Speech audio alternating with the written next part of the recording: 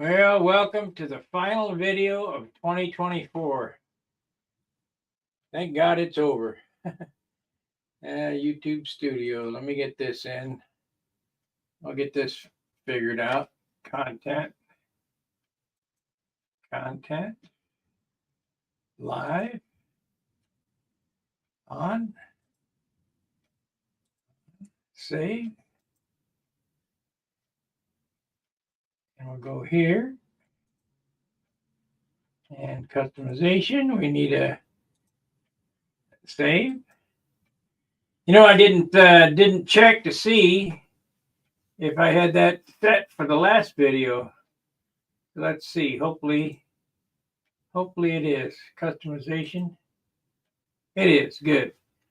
It looks like YouTube is remembering that part finally. So let's go here.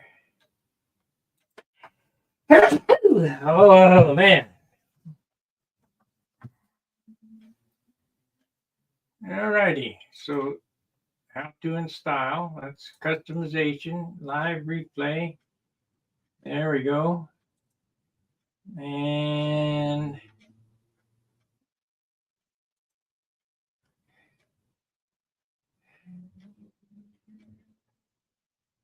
save. All right. I don't know how good that works or whatever, but we'll get to it here.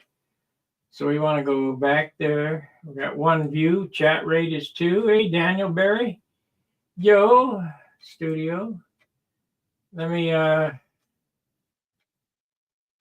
we're gonna do this content. I just got one more thing I need to take care of here. Let's see. And yeah, we already did that. So I wanted to see where it's at. It should be how to and style. We'll go back this way. Need to go into studio. I wish this thing would edit. Customization. Redirect. Should be how to and style, but I don't know. We'll see after it ends. I guess I'll have to look. All right, we got 5 views. We got Daniel Berry Sports. Yo, Terry Forbes. Happy New Year. Hey, Terry. Remember I told you I have these knives somewhere, but I went ahead and ordered those knives that you talked about here. Let's see what. Yeah, we're on this camera, which was a hell of a deal. You get 10 knives for $6. That's a good deal. I got one, and I got 10 for about the same price. So, thanks.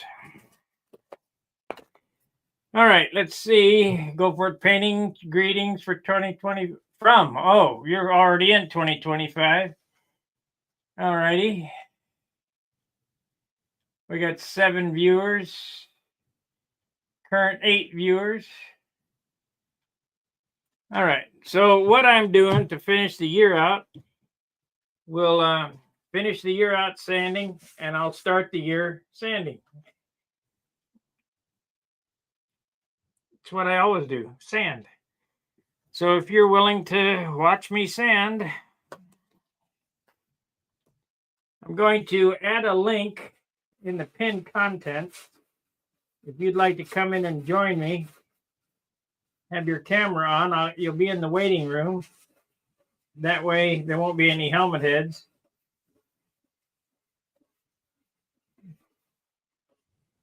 But let's see here. We want to go to StreamYard. We want to put the invite link into the contents.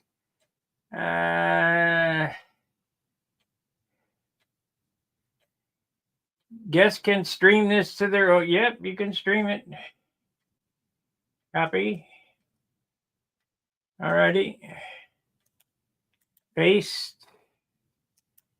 And post. And pin.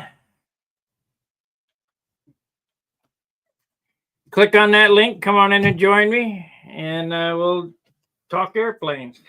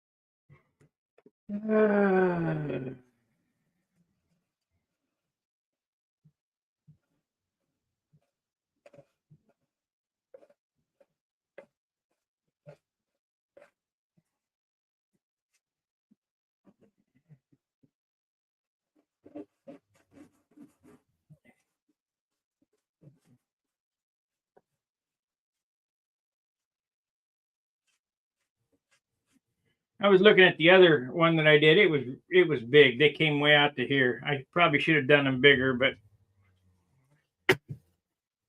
hey, Tony.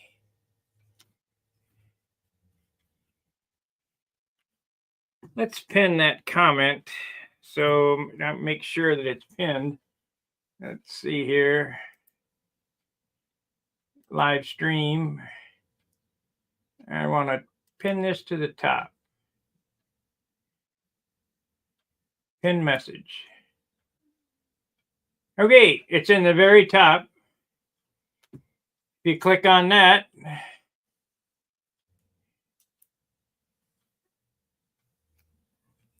you come in and shoot the BS with me. This is turning out rather nicely. I mean, it's just a lot of work. That's all it amounts to, just a lot of work.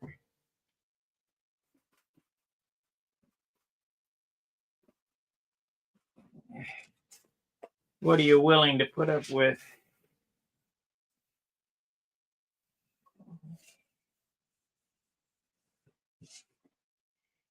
Yeah, I don't expect this will be too exciting.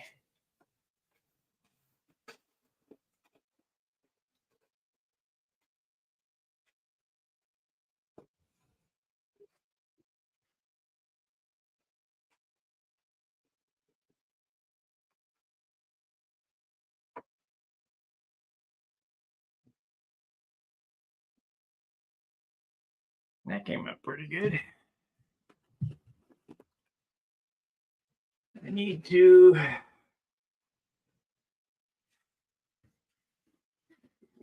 work on the bottom now.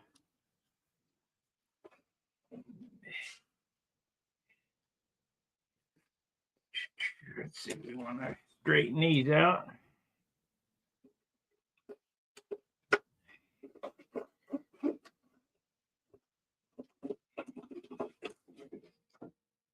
Yeah.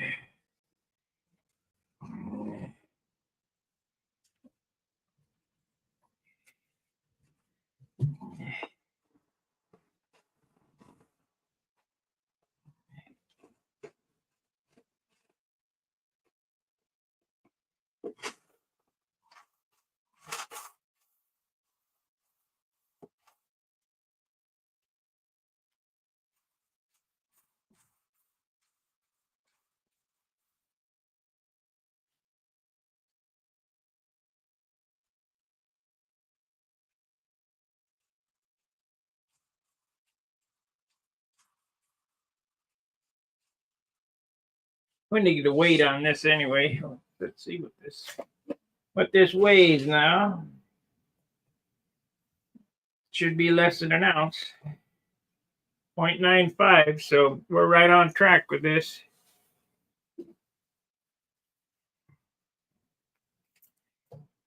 $320, want to sand with 400.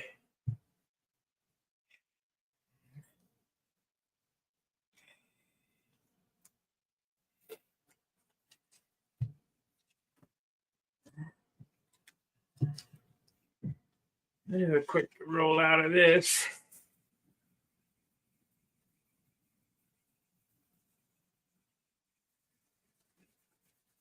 Could be painting color next week. Depends how fast to get that cockpit done. The canopy on.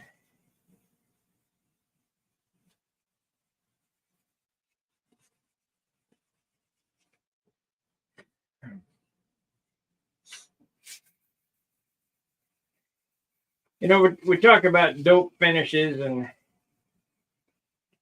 I think the biggest thing you need to look at as far as a super nice dope finish is the cost. It's quite expensive.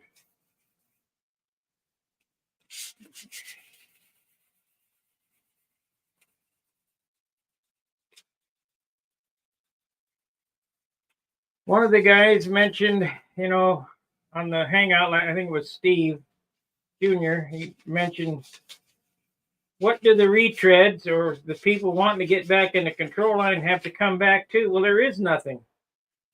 Can't find silk span, can hardly find dope. I mean, you got Brodak, but there are no hobby shops like there used to be. Even Radical RC, the hobby shop I took you guys on a tour of in Dayton, is closed. There's no money in it.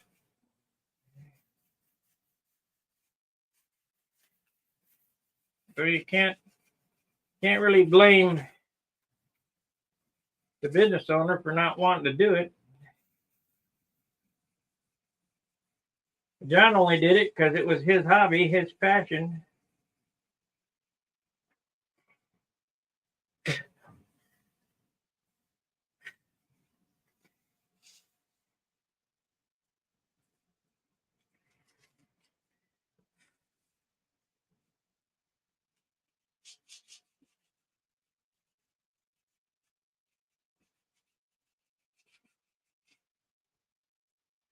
So what you're trying to do at this stage is you're trying to make it look like plastic before the paint goes on. There should be no imperfections anywhere. How you be, Pete? If you want to come in, talk to me. Just click the link in the pinned comment. Don't have to download any software or anything. Just click on the link.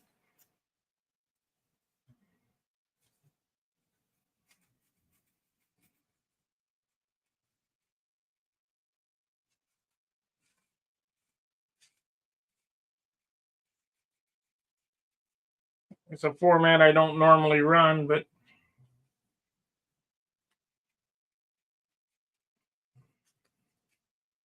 we'll give it a whirl for the end of the year.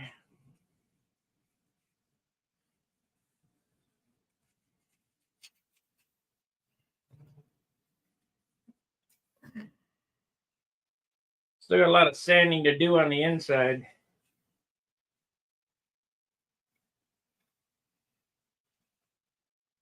Get it sanded out. I'm not going to do that tonight.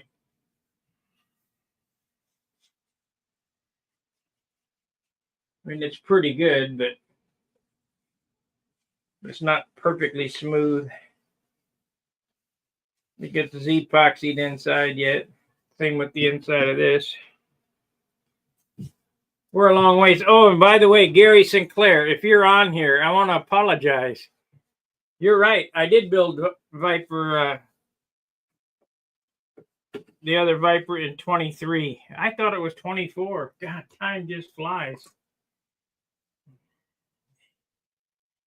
I guess I didn't do much this year.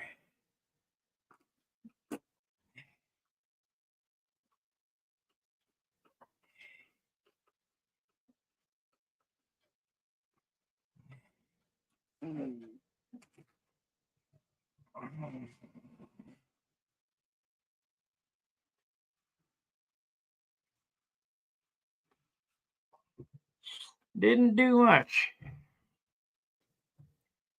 Let's see here. I really need to put some more superfill in those. They're really sparse. And then I get to try out them new knives.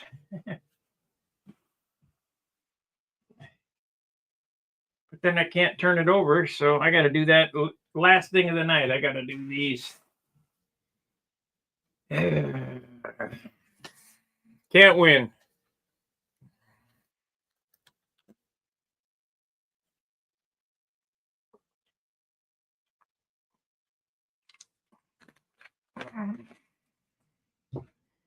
Well, I got my new epoxy mixing tool today, and I've already used it, of course. There's nothing in it to speak of. Drones. A lot of drone shit.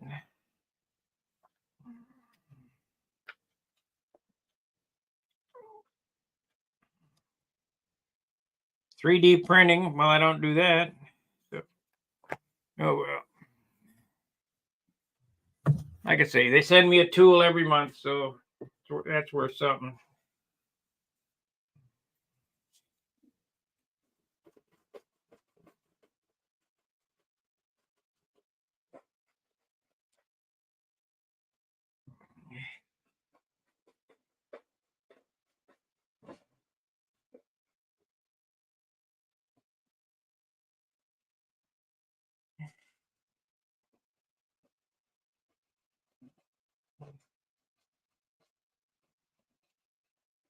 Yeah, it's worth something.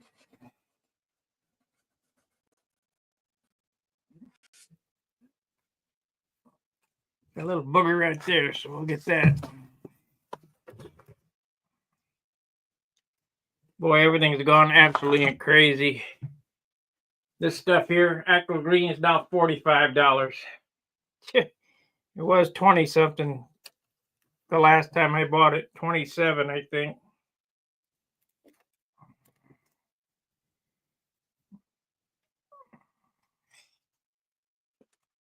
Just can't keep up with Bidenomics.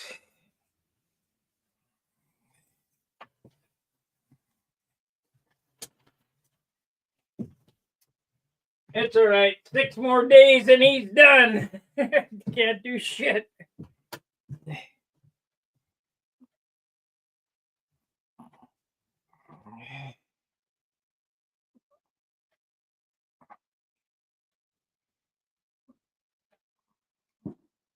Yep.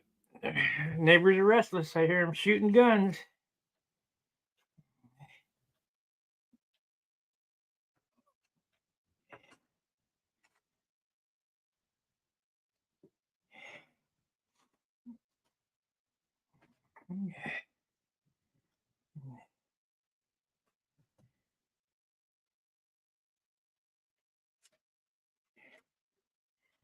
Neighbors are restless.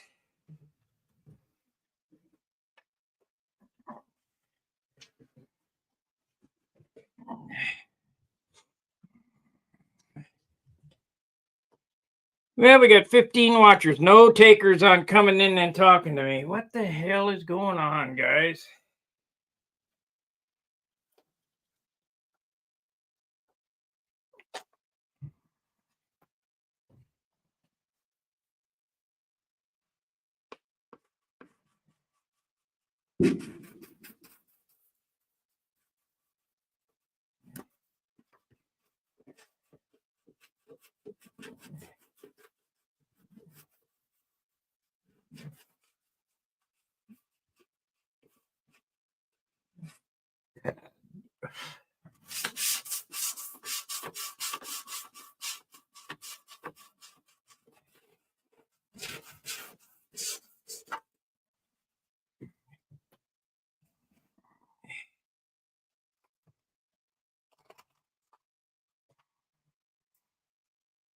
Happy New Year.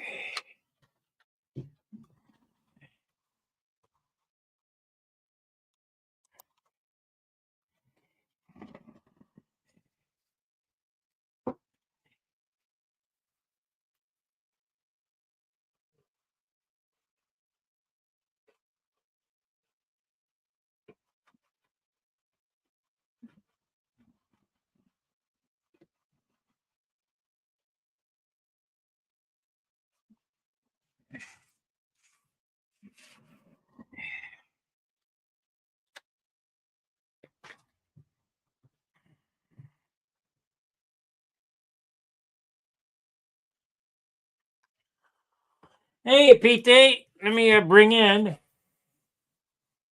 Let's see here. How do I do that? Add to stage. There you go. How's it going? Oh, I'm hearing the same gunshots you're hearing. Oh, yeah, there's another one. What do you think of this setup instead of Zoom? Yeah, I like it. As long as it keeps the bandits out. Well, they can come in, but I can see them, and I don't have to put them on stage. Oh, I got you.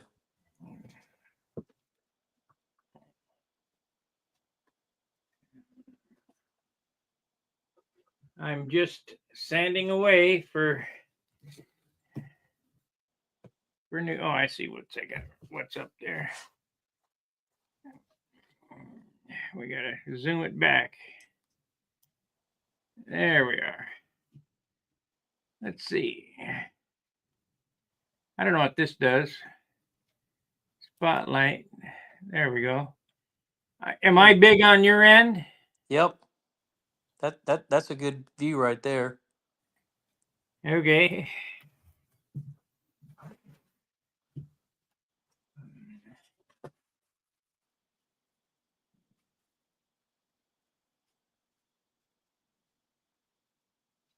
So what? Go ahead.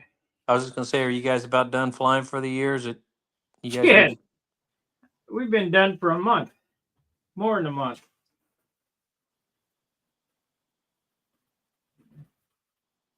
At least I have. I'm not getting out there in the cold.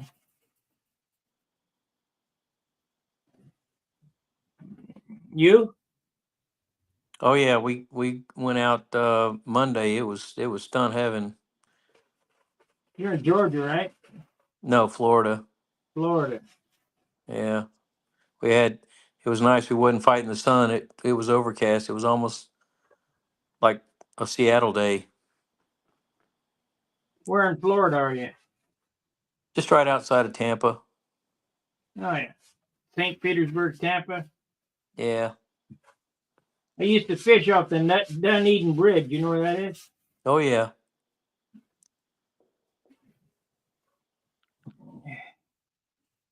My grandparents lived in Tarpon Springs, and my Uncle Jerry took me out on his fishing boat. We were fishing for grouper.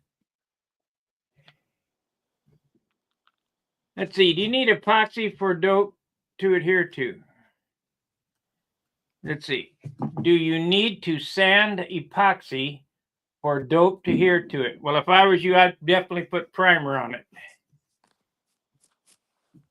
Epoxy is kind of like rubber. It's sand it and shoot a little bit of primer over it. And this primer that I found, it seems to be pretty good. Not quite as good as DC 540, but not bad.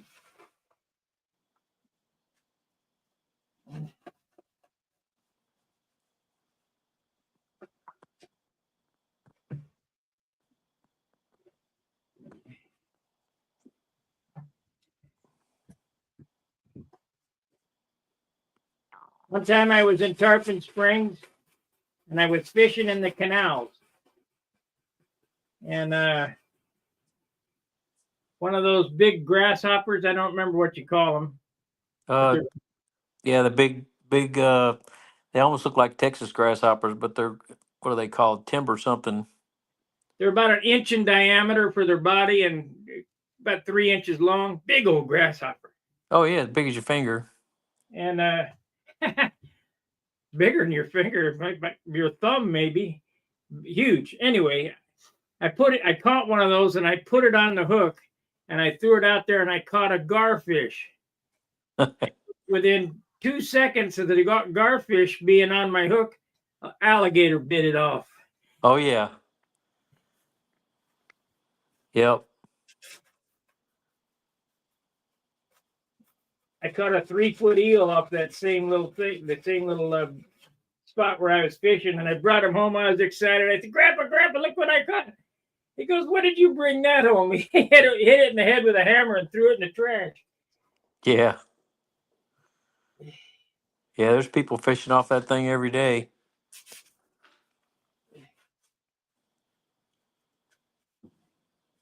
Well, those two stories I just told were fishing off in the canal behind my grandpa's house.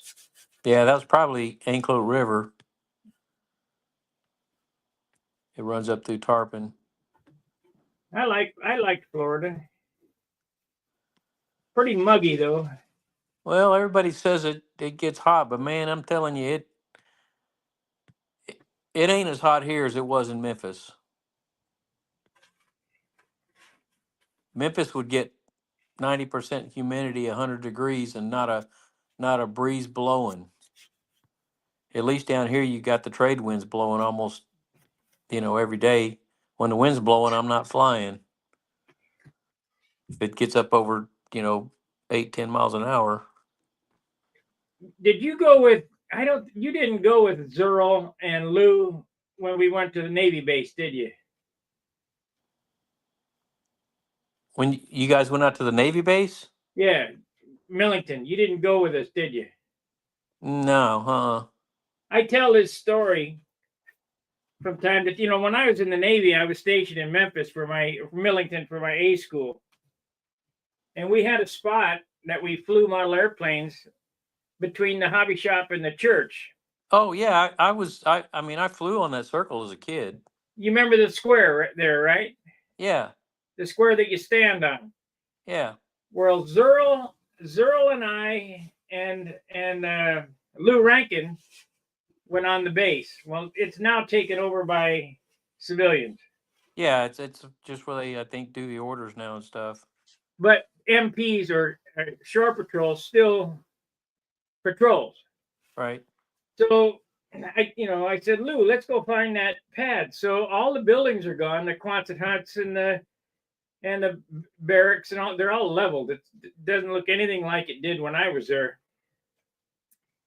So we just trying to gain coordinates. We come through the gate, made a left-hand turn there, and I go, well, it should be about right here on the right. And the church, they got a new church. It's a little farther down. And I said, stop right here. So we stopped, and we're out digging in the field, looking for that square pad that we used to stand on when we flew there. Couldn't find it. We spent quite a bit of time. I said, forget it. So we got back in the car, and the new church, I said, well, let's stop at the church, and I'll ask the guy in the church, the chaplain, if he knows where it was. And so I walked down the aisle. He was up at the pew or whatever, and there was a couple sailors in there, or people in there. I said, hey, and I looked at him. I go, nah, forget it. You ain't old enough. Thanks anyway. I walked out the church. Young guy, commander, probably 30 years old. He wouldn't be old enough to know. Yeah. I tell that story from time to time. Yeah. Well, I flew out there as a kid, and I didn't go in, where the guys were building, but I stood there in the doorway and, could smell the dope and see all the guys in there, working on planes. And then I just had a little, Cox plastic plane, and they helped me get it going. My mom would go out there and drop me off. I'd say, drop me off the hobby shop. And she'd go over to the commissary and, buy our groceries for the month. And I just spent the afternoon there at the hobby shop and just drooling over all the planes and stuff. Yeah, I built many airplanes in that hobby shop.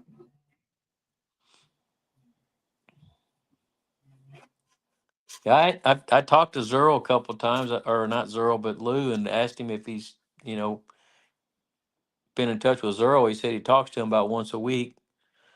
I told him give me a call, but I hadn't heard from him yet. Let's see, we got another comment here. Let's see what it says. It says, AC guy here was asking because I epoxy coated my engine components and they are hard to sand. What kind of epoxy did you use first? Let's go with that, Keith. Was it finishing resin, like Z-epoxy, or was it rubberized epoxy? If it was Z-epoxy, you're in the clear. If it was rubberized epoxy, we got to go through some steps.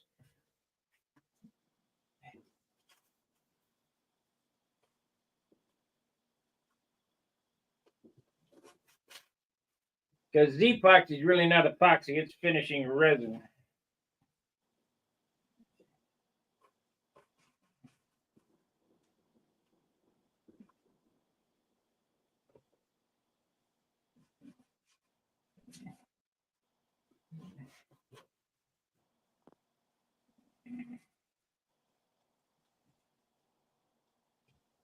What year was that you were went to the hobby shop?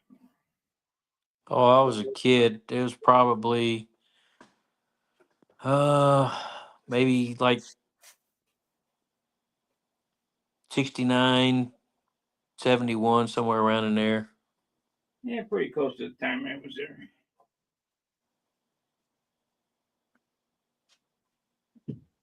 Let's see. It was 30-minute epoxy. Oh no.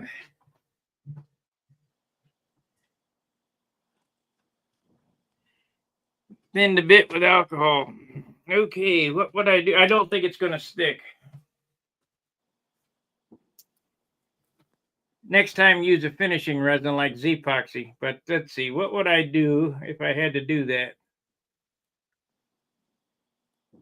I would probably take a wire wheel attachment on a Dremel tool and go in there and try to get some tooth going, then wipe it real good with acetone, and then shoot some of this primer down in there. Use the self-etching primer down in there and then paint over it, but I doubt it's going to stick. It's that epoxy is pretty rubbery. You might take some MEK. That's kind of a disaster. Or just paint it and don't worry about it. Yeah, if it's inside the engine compartment, I mean, the only people I know that have pretty engine compartments are Sparky and Charlie Reeves.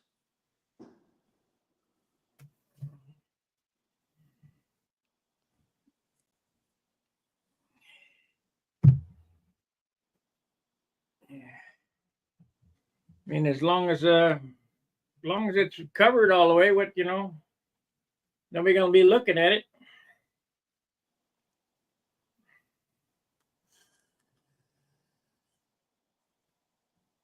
I try to make mine look good so that when you see me at the field, why didn't you finish that?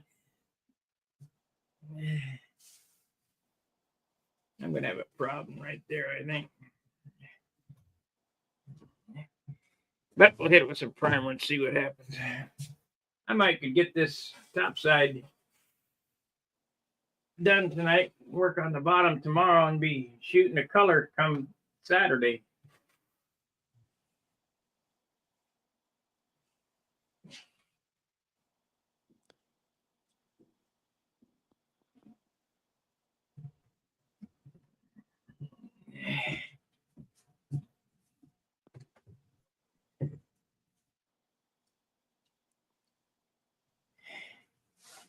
Sparky, have you ever left any of your DNA on your planes?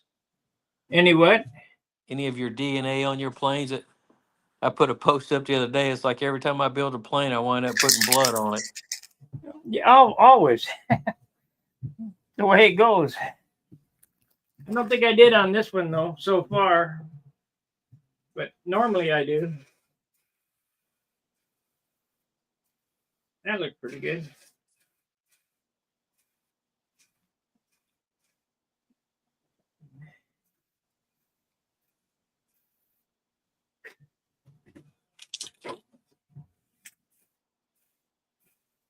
Yep, just part of the game.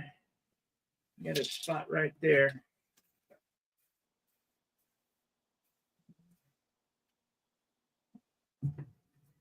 That's why I watch. Nobody looking but you and me, yes. Looks great with no dope. Well, don't worry about it then.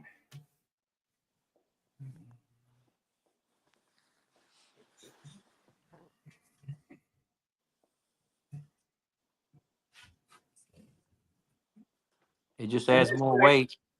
Yeah, this guy Charlie Reeves that he's talking about is a super builder, finisher.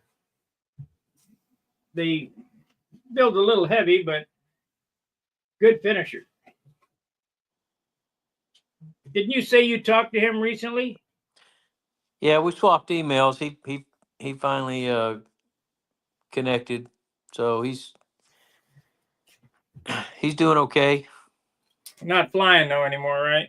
I think maybe RC, but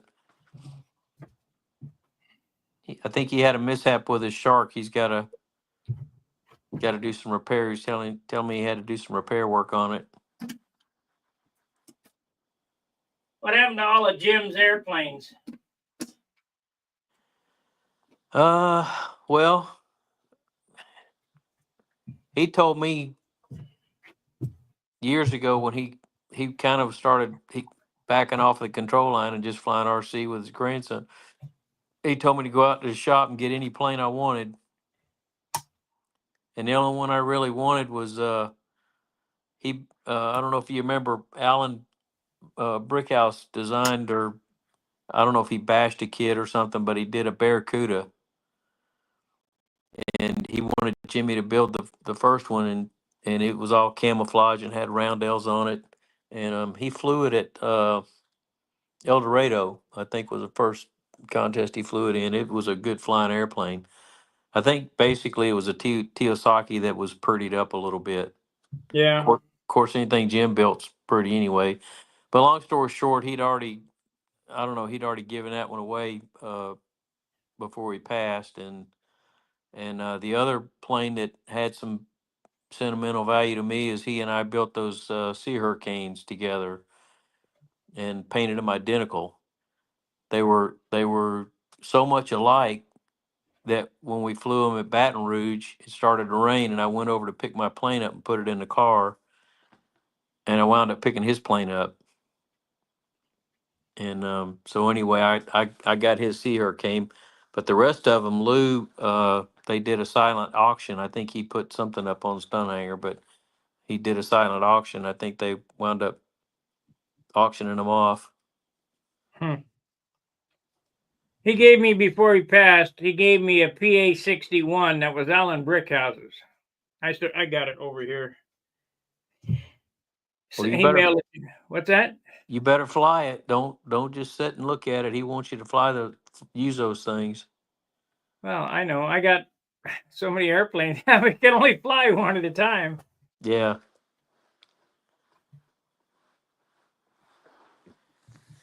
Yep. I miss Jimmy. There's not very many days go by I don't think about him. Yeah, how's Joe doing? Well, I think Jody had to put her in a home. She was getting her health was already getting bad before Jimmy passed. And but yeah, I was gonna wait till after the holidays and probably give her a call.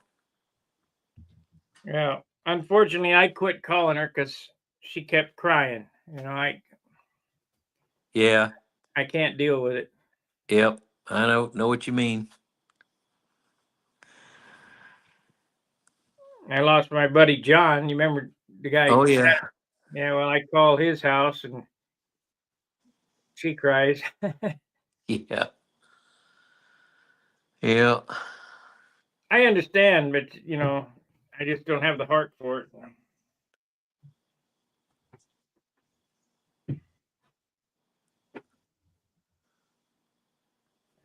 Well, what color are you going to paint this plane? Very bright. It'll be white, yellow, orange, red, black, and green. Oh my gosh. It is going to have a paint job on it.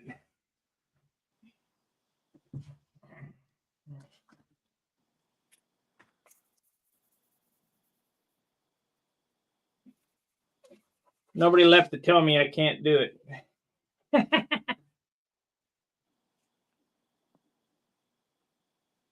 Oh, I know it's going to look good. I got it in my head. There's going to be a band on this, so from about here back, this will be white, and it'll have the trim on it. But from here forward, so this is the separation line. it'll have maybe a green. I'm not sure. We'll work on the stripe that separates this to yellow. Then the whole thing's yellow. Then it'll have red up on the leading edge. Maybe I'll have checkerboards on it. I'm not sure. You know, it's going to be busy. And then the red and then the orange, you know, into the yellow. It'll all be separated by black pinstripe. Going to be quite the paint job. Wow.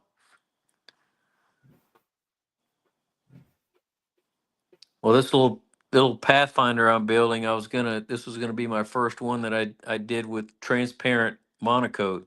I guess I got a little inspired seeing that front row winner at the Nats, but Yeah. I mean, it wasn't gonna look anything like that. But man, I had so many issues putting this wing together, and wound up having to put some Bondo on some spackling on the leading edge. So I'm like, well, that's going to look like poo with transparent on there. Well, Well, we'll see. you know how good Lou monocoats, right? Oh my gosh, yeah, it looks like paint. Well, if you're going to make it to the front row, you got to be better than him. Oh yeah, for sure. Lou was great, but Uncle Jimmy was unbelievable. Yeah. Well, I'm not a very good monocoater, so I'm just going to be covering up my multitude of sins.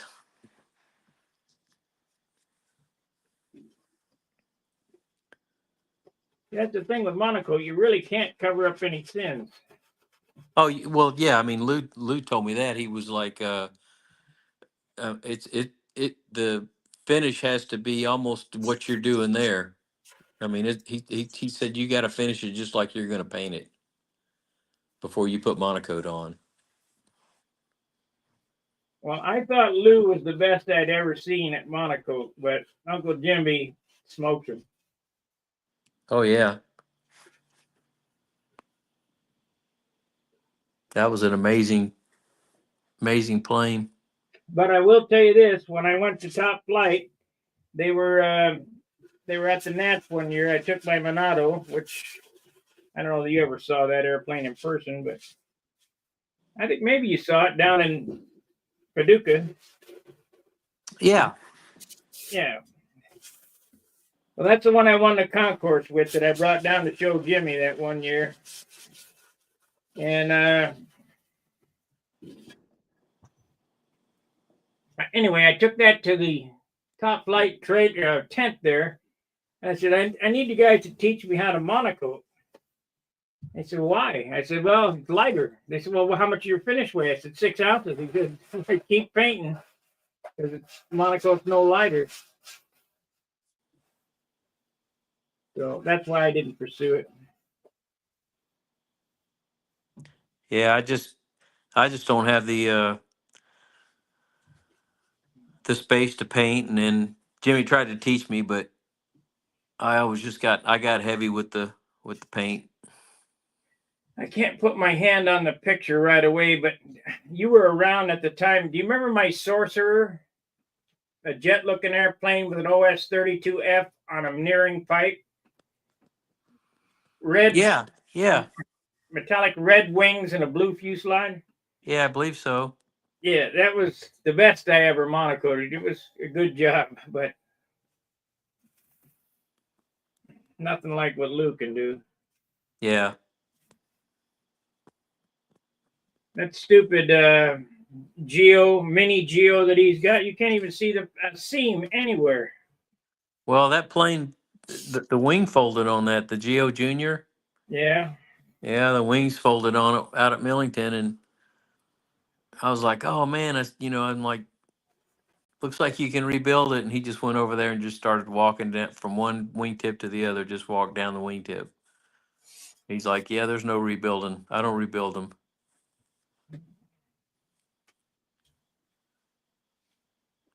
You could just hear everything crunching. He was just like walking from wingtip to wingtip.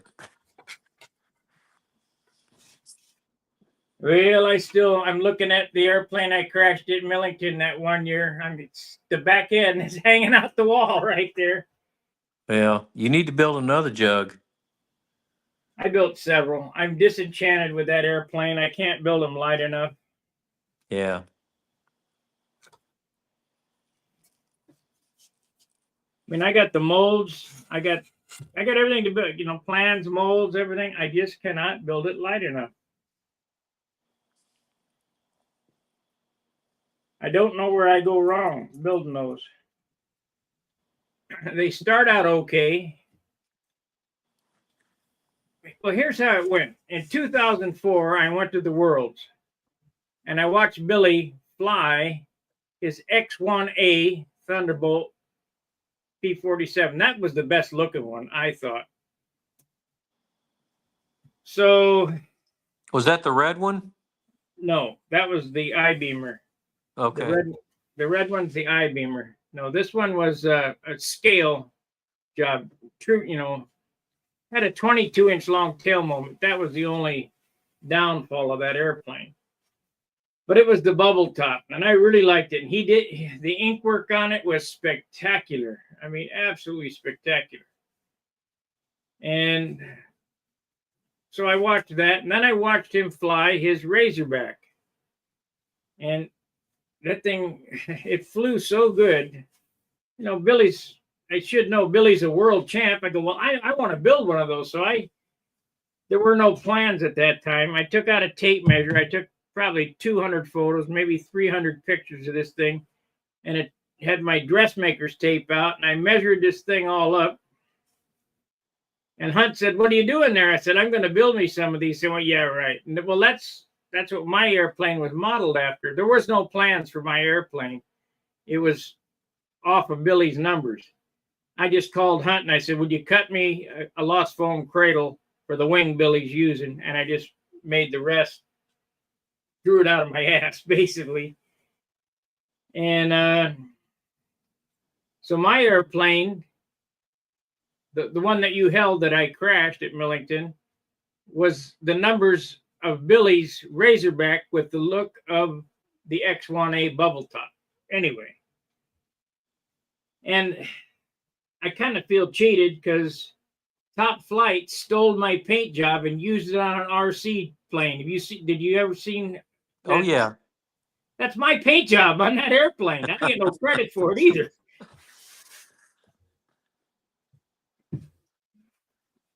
I also saw Yevis Hernandez or whoever, Yevis something or other. He stole my paint job too. Whatever. Who was that? Yevis. Did you get one of Win Paul's stunt history books?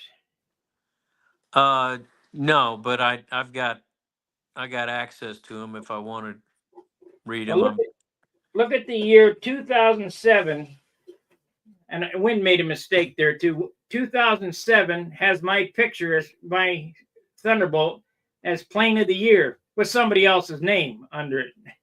Oh. That really bothers me. But then he shows my picture, me holding it later on in the book. I'll show you what I'm talking about. Kind of blew me away. But what are you going to do? Anyhow, 2007. What year is this? That's Derek. It's like 3 books, isn't it? It's 2. Okay. Now here's that airplane right there in 2011. But it's 2007 plane of the year. But if you dig through this book, Yevis is holding an airplane that looks exactly like mine.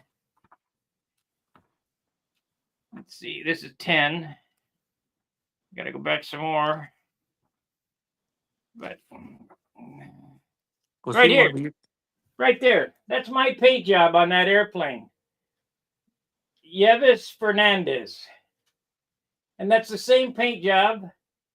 Was he one of the guys from Brazil? I don't know where he's from. 2008. And my lights are flickering. I got to get the ballast in. Okay, we're back.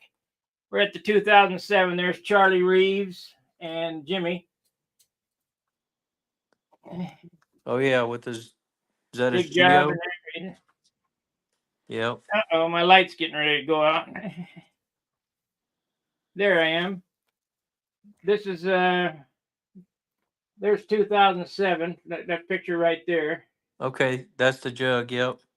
That's the one that I crashed in Millington. And if you look right there, there's my paint. Now I built this airplane in 2005. But there's my airplane right there. And he's got it, The Wind Wiper by Paul Turner. Oops. Yeah. No, Win had told me it was 2007 plane of the year, but they gave it to somebody else's name. It don't matter. Yeah.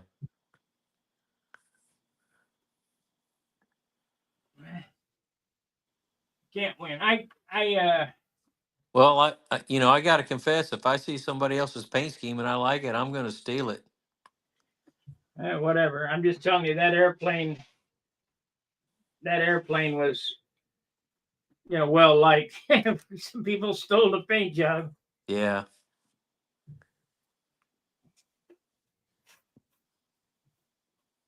Well, you knew that I'm the designer of the 1976 F-14, 96 F-14 bicentennial airplane, didn't you? I painted that airplane. The full scale one? Yeah. I was in VF 124 when that came out, and corrosion control, and that's my paint job scheme on that airplane. So is VF 211 Squadron Colors, the Checkmates. That's my paint job on that airplane. Oh wow. I need to write that down and Google that.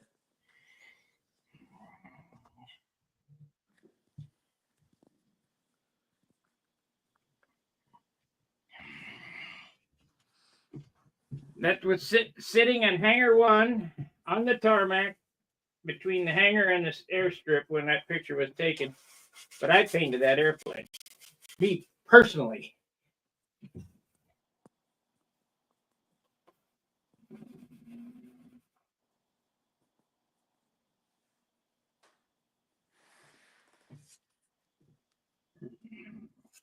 But painting those big fighter jets is a whole lot different than painting these.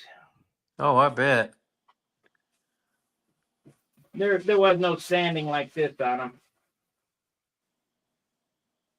Tape it out, Scotch-Brite it off, shoot the epoxy on there, and that's it. You're done. Oh, I'm sure there's a little bit more to it than that. Yeah, but there's no sanding. You Scotch-Brited it with red Scotch-Brite. That's it. Did you guys have to freehand some of that artwork though, didn't you? Oh yeah. We how that worked out is I drew it on a 3-view, submitted it to the captain. Everybody in the squadron did that. Submitted a 3-view. And they chose the best drawings. Well, I was a model airplane guy. Nobody else is an airplane guy. Their airplanes look like crap. Right. So I won the draw off, and they decided, well, now you won that. Now you're going to have to figure out how you're going to paint it, and you had to document how it was painted. So many inches from here, and had to make a blueprint out, and then go paint it. Because obviously there are no decals on a jet. It's all paint. Sure. The rondelles have a specific formula. Now we did, when we were doing munitions, lettering and things like that, we did have some type of punch thing. It punched the letters out on manila folders, and you hold up the folder and just go with a spray can. Right. And that was the lettering on it. They're putting the pilot's name on the cockpit. No. That was tape. We taped them off. I did anyway. Okay. All the rondelles, all the stripes, all the bigger letterings, the letters that are yay big on the airplane. Right. Those are all taped off. I'm talking about those little munitions letters. Yeah. You know, tire pressure is 300 pounds or whatever the hell it was, 150. That was all done with a stencil. You just hold up the manila folder and go. Yeah. Put the bullets in here. Yeah. The whole 9 yards. Yeah. Most people don't know that's the belt from a 30 caliber 9-yard belt in a waist gunners for a B-25 or whatever the hell they were flying. Yeah.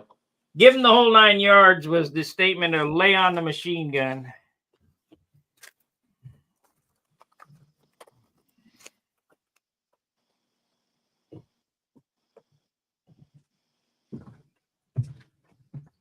Well, it's getting close to my bedtime, Sparky. I'm gonna bail out of here. Good talking to you. All right. Well, maybe somebody else will come back. All right. Yeah. You have a good new year. I may not last till 12, especially if nobody comes in to talk to me. Yeah. This is hard to do. Oh, I bet. What happened to that can? Well, have a good one, Sparky. Take care. Happy New Year. Yep.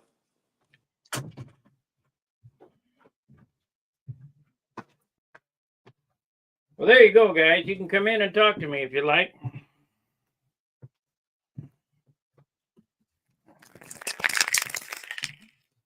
I don't know if I'm happy with that or not. Kind of got a small shadow on there. It won't look bad. Shines up, it looks all right.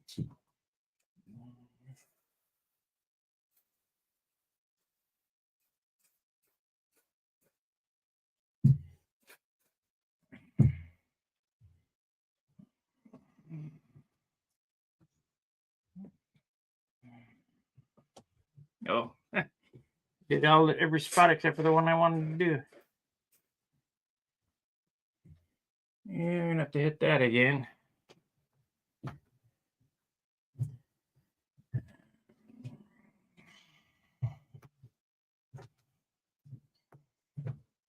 Well, remember this, Keith. Just like integrity, integrity is what you do when nobody's looking.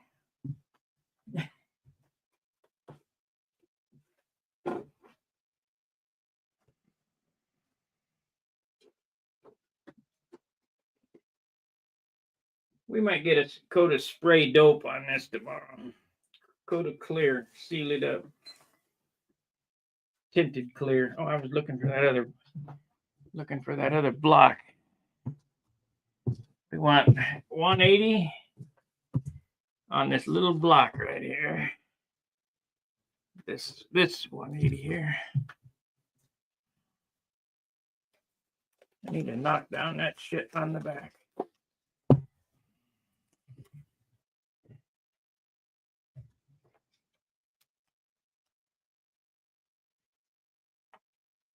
Los Angeles. Yeah, I used to live there.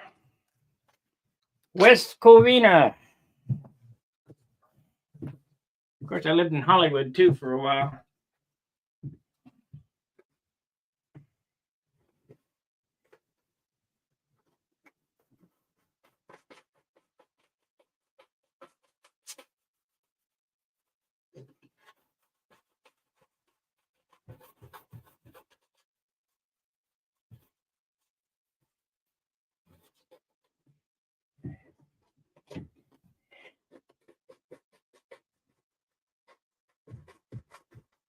Used to fly at Whittier Narrows.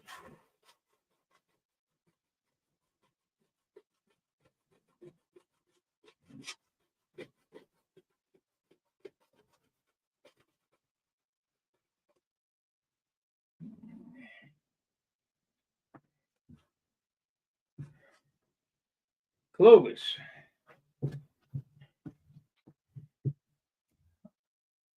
Well, Clovis ain't LA. It's the LA area. Oh, that's because you're Minnesota Mike.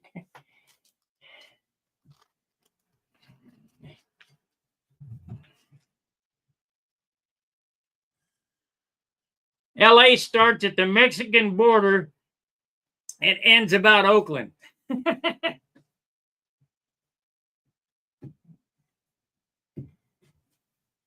Getting pretty good size now.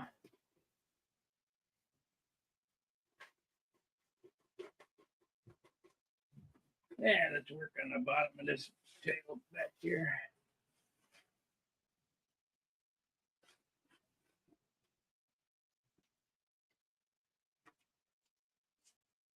From Fresno.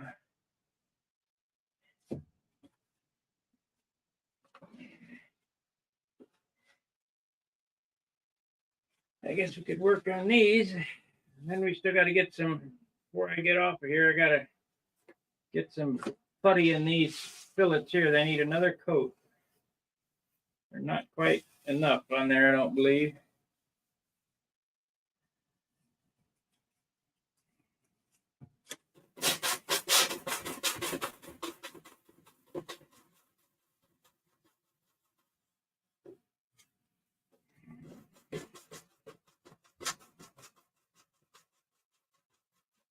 We used to fly, Keith, at Sepulveda Basin and Santa Anita and Whittier Narrows.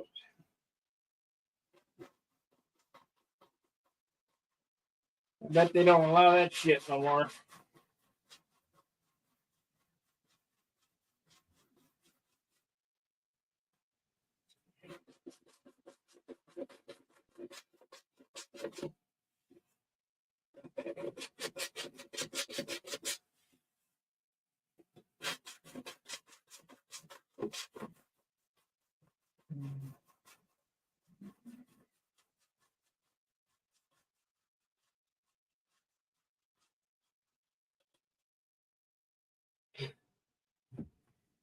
Yeah, whatever I do here is only making it lighter.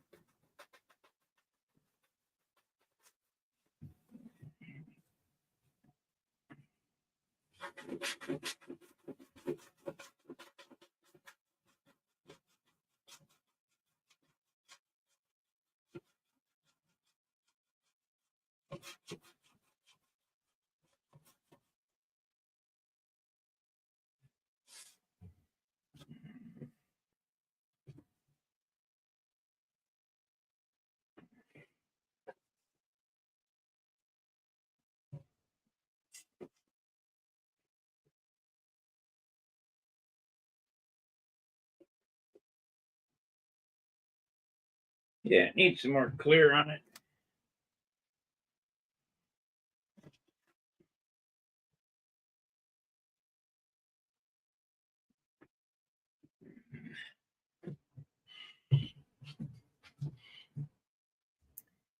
Pete.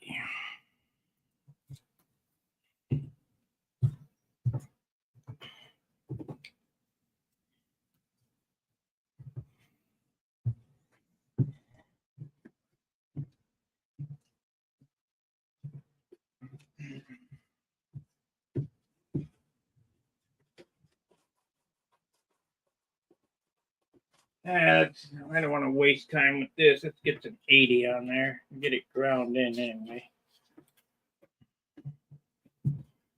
Ordered another roll of 80, $45. I'm sick of Bidenomics.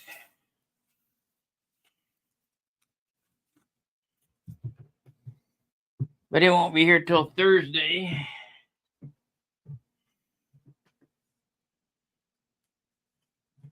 So I might have to make a run for some temporary 80 grit.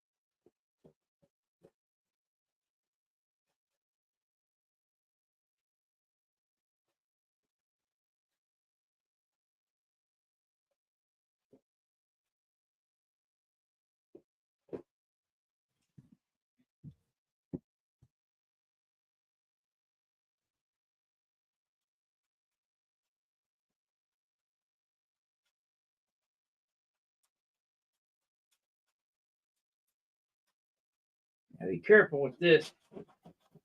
Really scratch it up good. Get into that wood.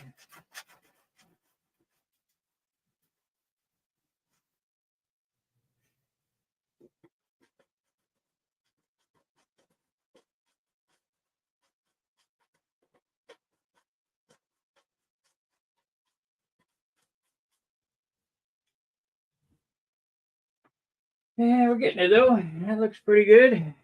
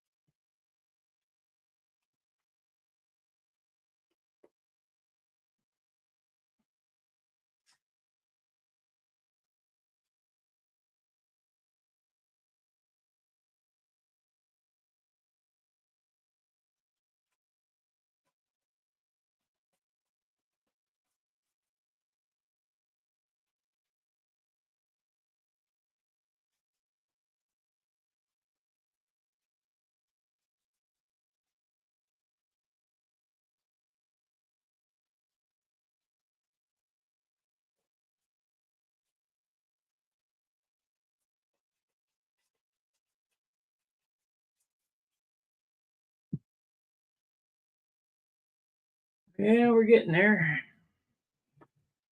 Find my round.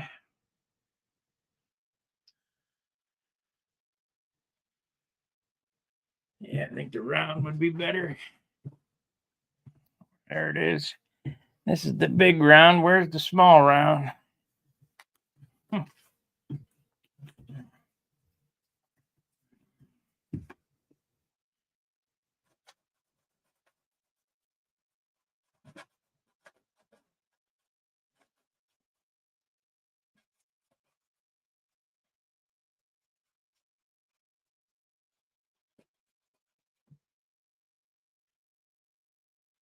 Yep, gonna need some more superfill there too. So I think what's gonna happen is we're not gonna make it till midnight. Once I put that superfill on, I'm done sanding. Till tomorrow. A little there, a little here.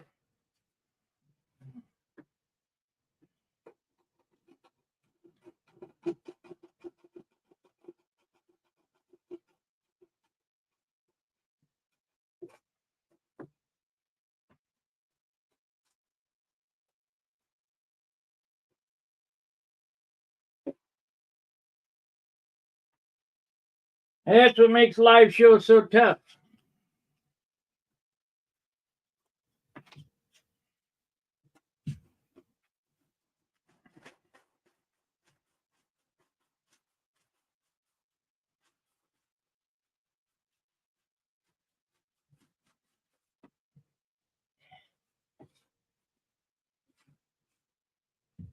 That's nice. It turned out nice.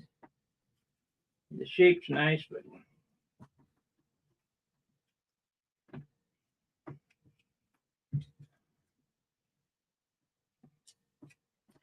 but we're gonna have to stupid fill it some more.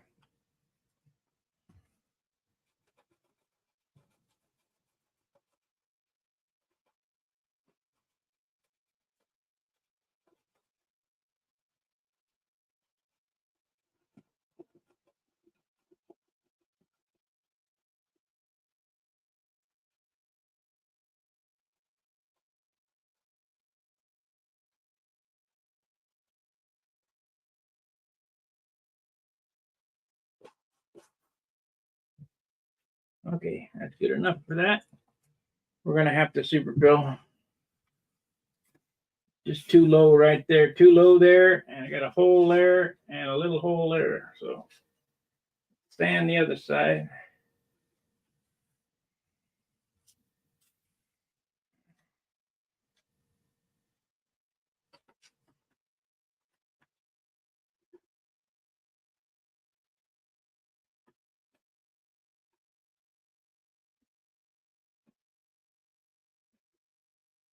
These are going to be tricky to put glue on.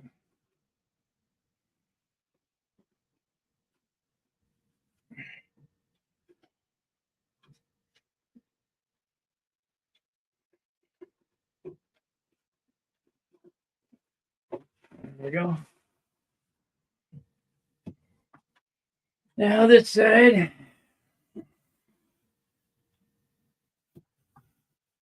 I got a big hole there too. What was I thinking?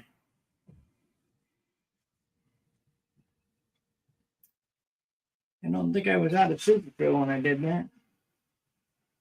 I got plenty of sanding to do there too.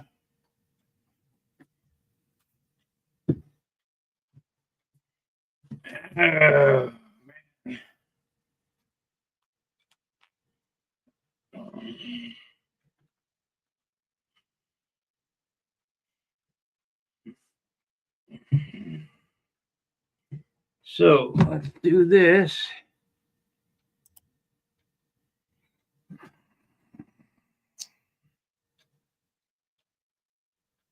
I can't believe there's 17 people that are up for torturing.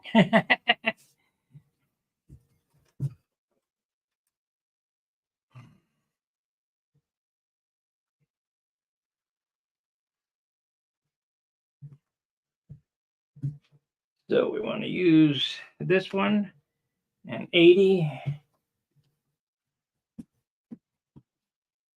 And then we're going to superfill, and then I'll end the show. This will be the last show for the 24 season.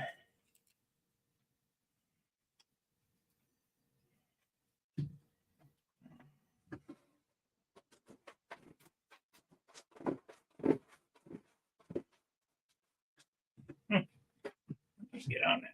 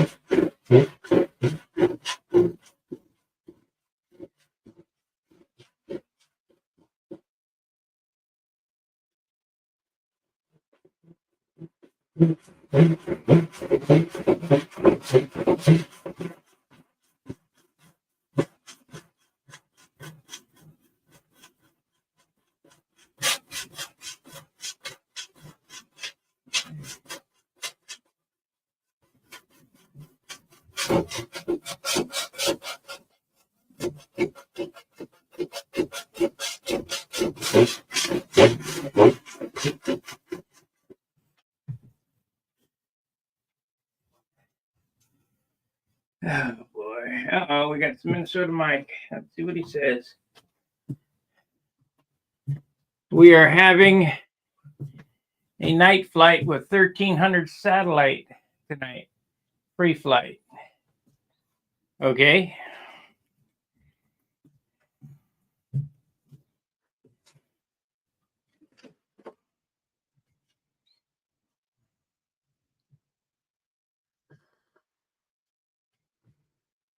I don't do that, so okay.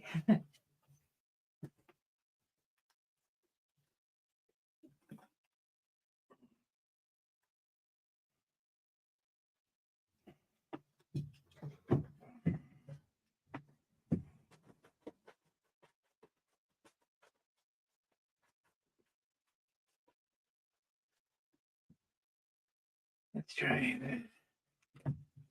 I'm afraid I'm going to just scratch the piss out of this. But we got to give it a try. I got to get it knocked down.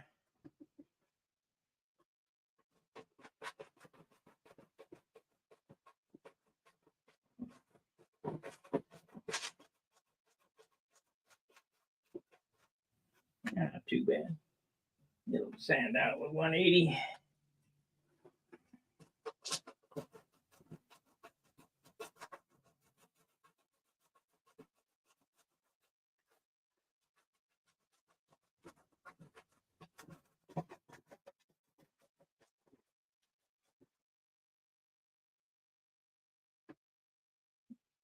Yeah, we're gonna have to get some more in there.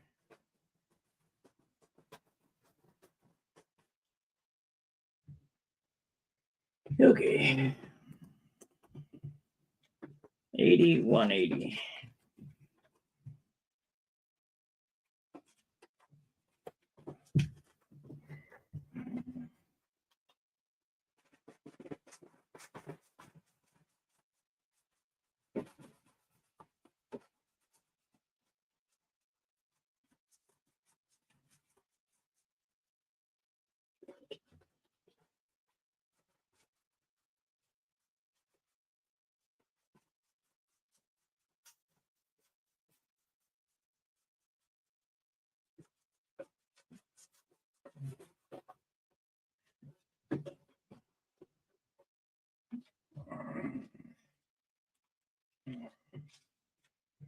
$16, people.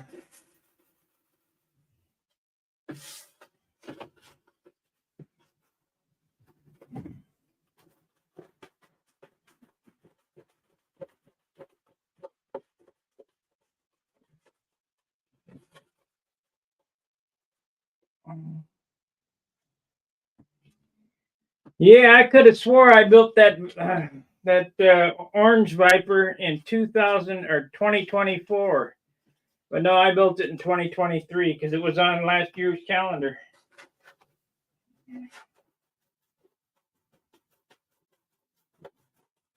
So I'm falling down on the job. I didn't build that many airplanes this year.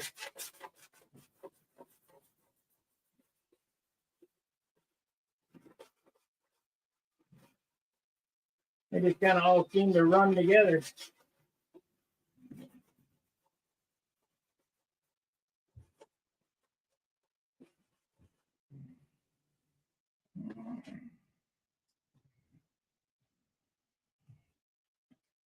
That Orange Viper must have been the one I started after the 23 Nats last year.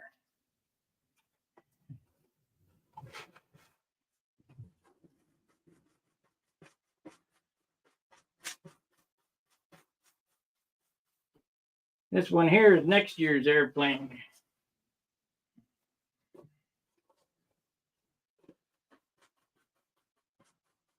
Oh, we got to have one in the pipe. That way when shit don't work out, you can fall back on something. I still got quite a few fallbacks on, but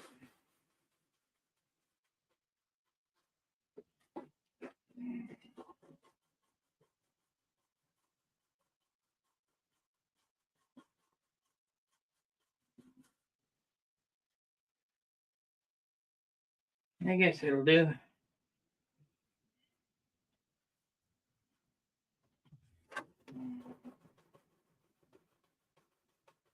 I guess it'll do.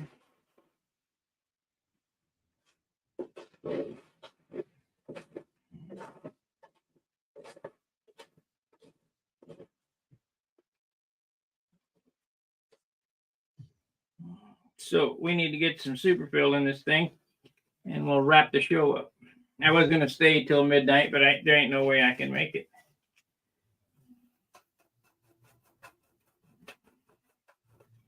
Just don't have it in me anymore.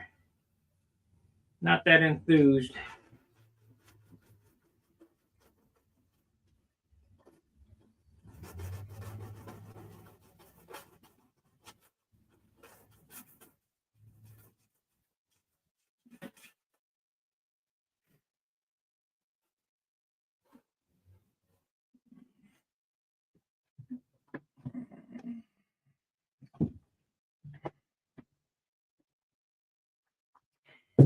Let's see here. Yeah.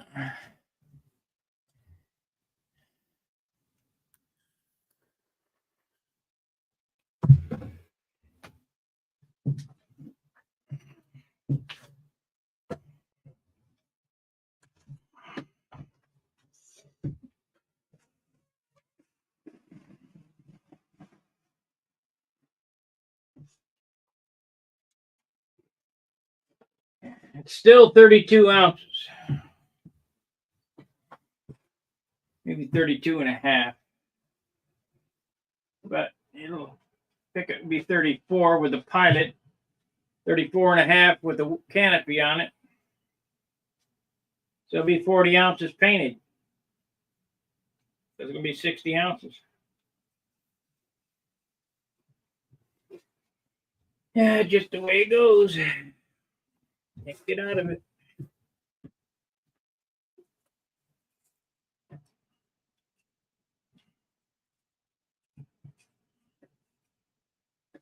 This is 400 here. Use this.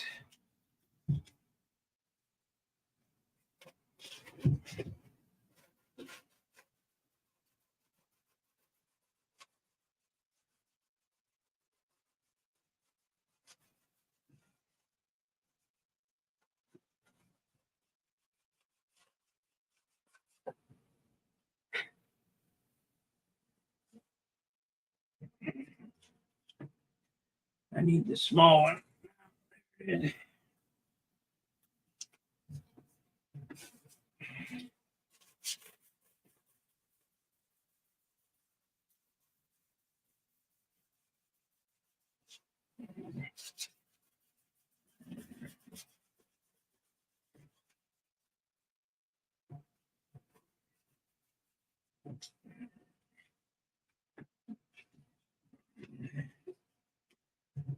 What time is it where I am?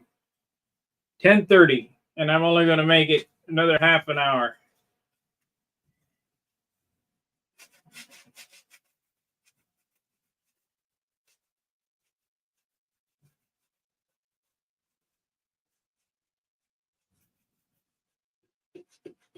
The biggest thing for me is with nobody in here to talk to, it is too damn hard to talk to myself for 3 hours.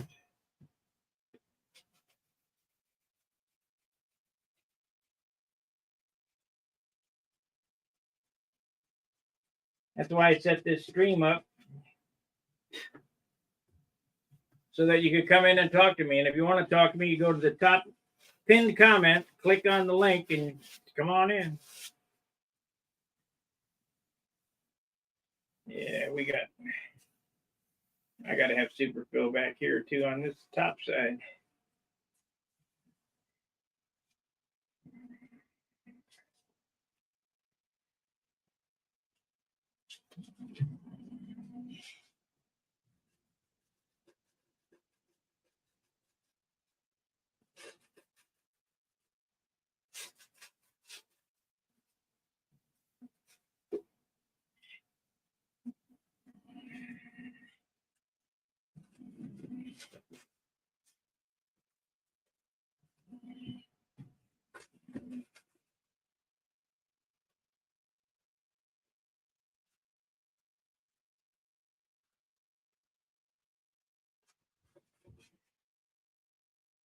Let's just put some primer on it, see how bad it looks.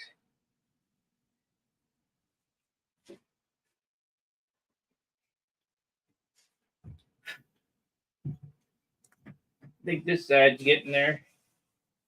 I think the other side looks like a damn.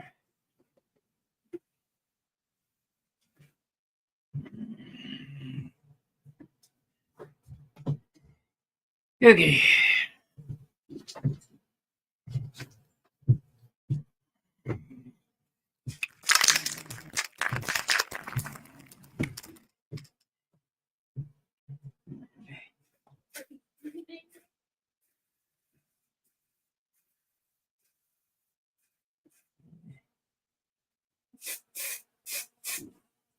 Ain't bad. A couple little boogers there.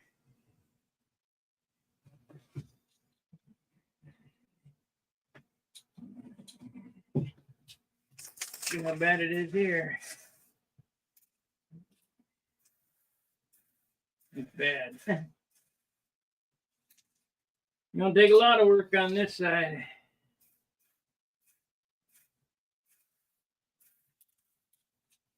A lot of work.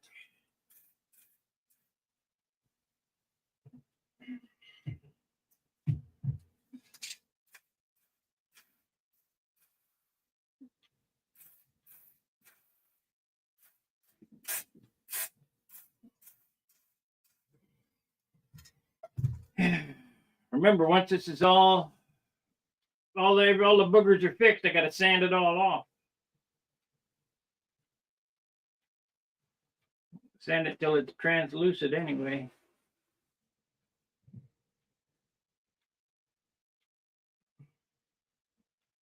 I don't know what I want to do about this.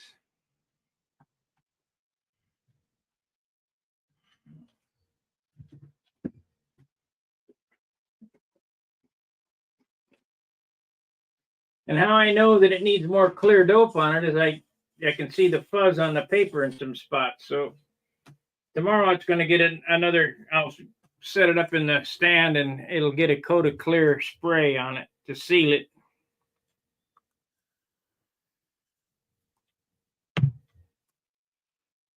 After I get all the primer sanded off. So fillets first, let's do that, and then we'll end the show. It'll take a half an hour to do that. Yeah, that'll be 11. Be 12 o'clock somewhere. I gotta wait for this to dry now so I can flip it over.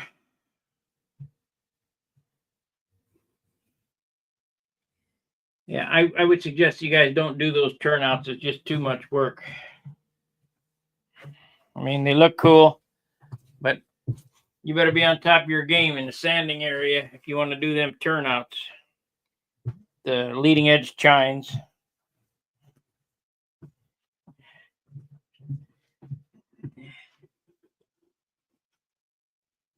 Shit, that's not small enough.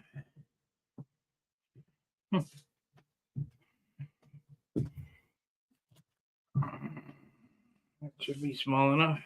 I had a roll. What did I do with it? I had a paper roll.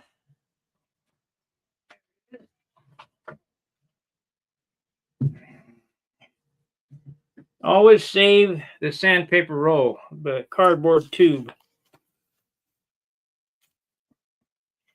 because they're great for sanding inside rounds.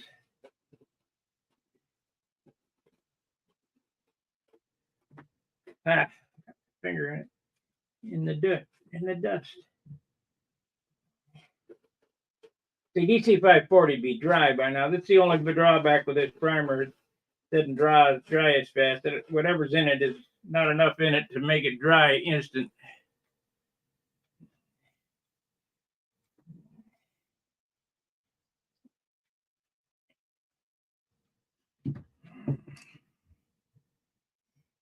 Okay.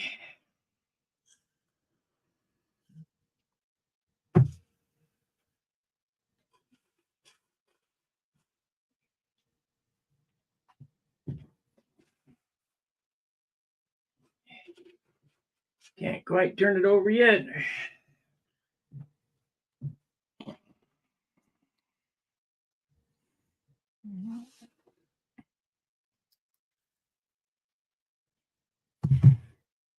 This is $40 worth of primer here.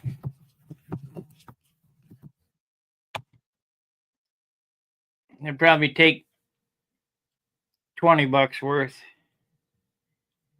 And then all of that'll end up on the floor as dust.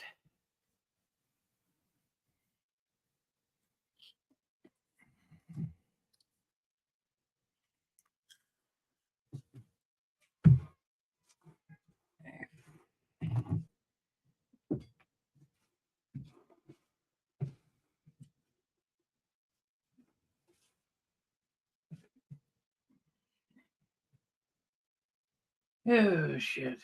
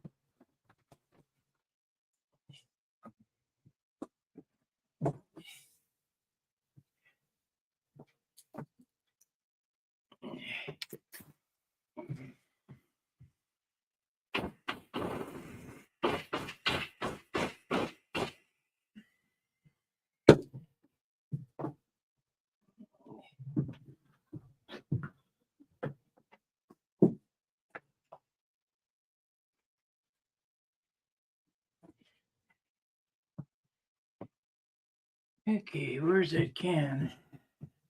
There it is. Spray the cockpit. I'll get some paint on the inside of that.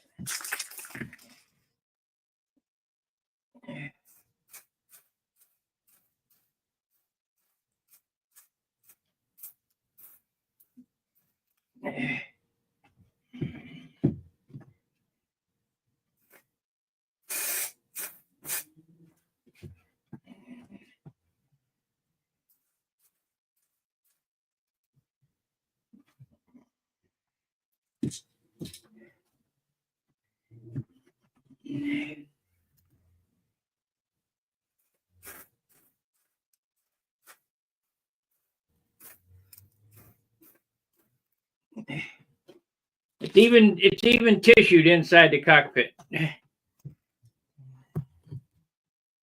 then it'll look halfway decent.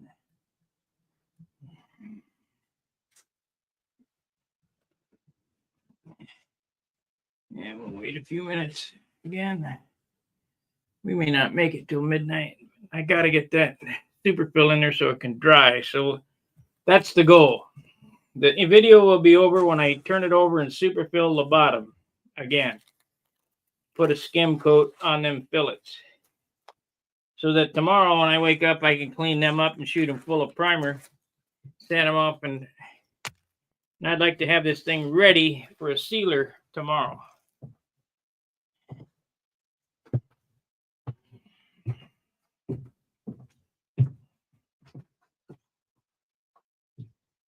So that's the goal. It's I'll get the fillets on this tonight on the bottom. Fix the fillets on the bottom. Fix anywhere that needs superfill real quick so that it's ready for sanding tomorrow. Then tomorrow we'll sand and prime, and hopefully by tomorrow night I'll get a sealer on it. And a sealer is a real thin, clear coat of dope. A lot thinner. That way it melts everything together. So you could spray 80% thinner. And then I'll go around and I'll pick all the spots apart again. I spend a week doing that probably.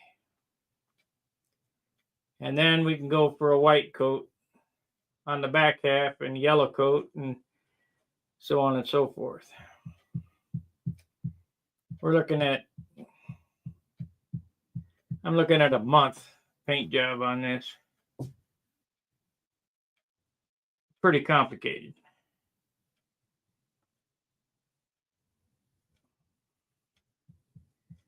Pretty complicated paint job. So by February, this is my birthday present. By February, I should have it ready to roll. But they ain't got no place to fly it. So I fly it at the isolated stunt contest, but damn, it's too cold.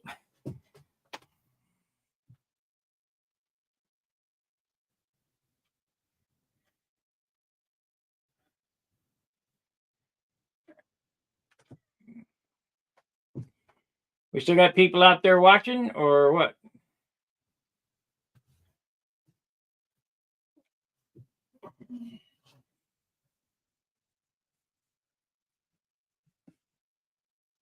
It looks good. I mean, it's got a nice smooth finish on it. Yeah.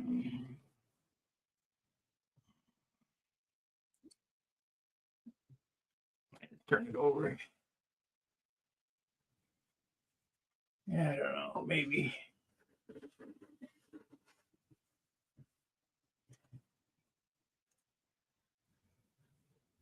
Okay. So we want to put some tape on this here.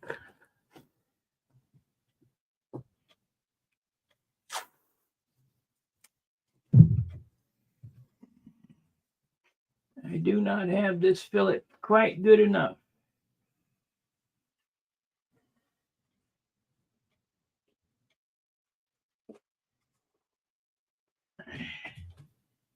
This one here can use a little doctoring.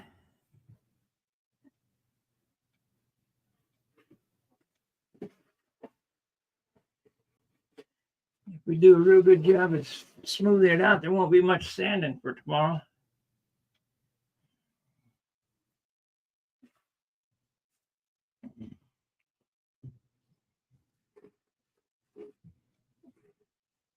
I think I'll take some CA and wipe on that.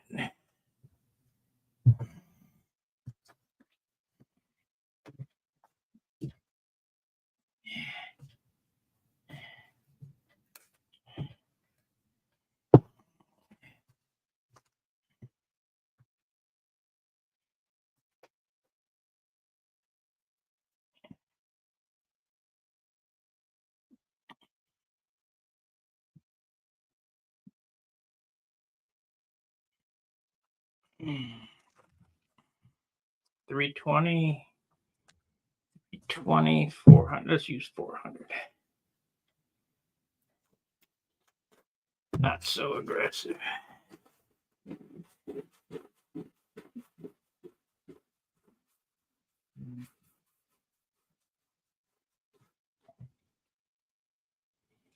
I got it.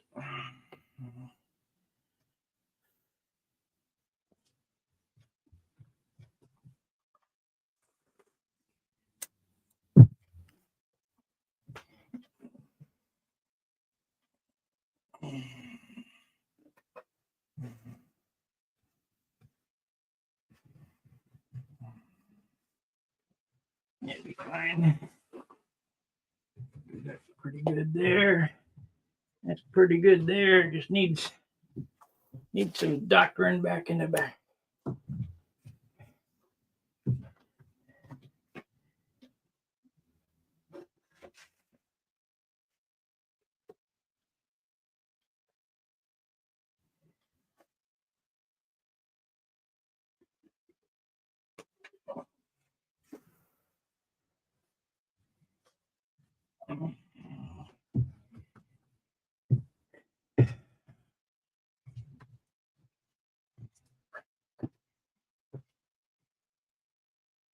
We got to try out the new palette knives. See, because I couldn't find mine.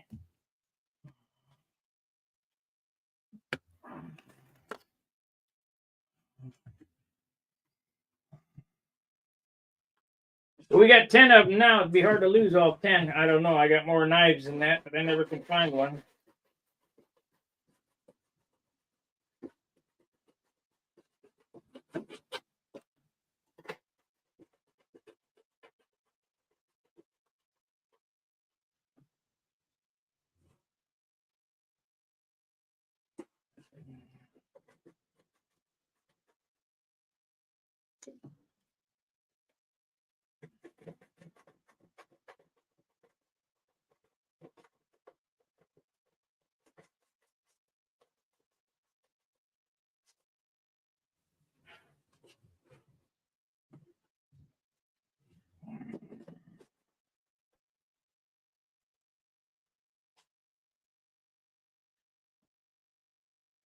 I don't need any back there. I just need a couple of little knife-fuls there and there.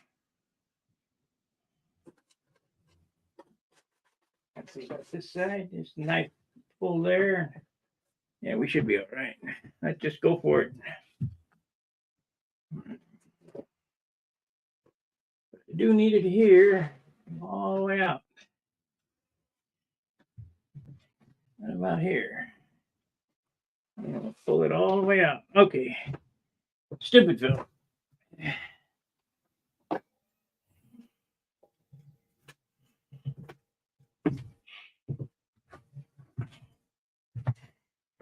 Okay, once again, we're on the epoxy mixing tool that I just got in the mail today. 2025 model aviation. That's all they're good for.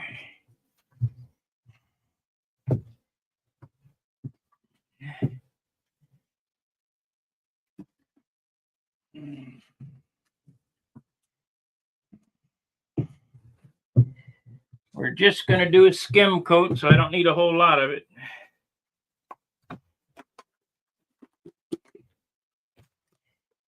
So, oop, I hear the dope cans popping. That's all we're going to mix right there. That's probably too much, but we'll try it. And we'll mix with that one. Put this away. This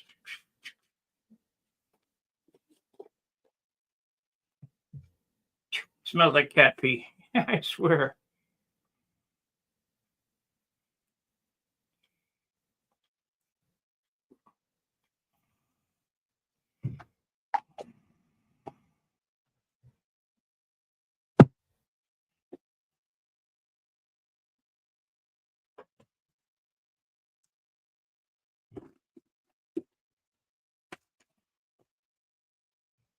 Okay. So I don't have any white on that one, but I do have some blue on this one. So we'll use this stick to stir.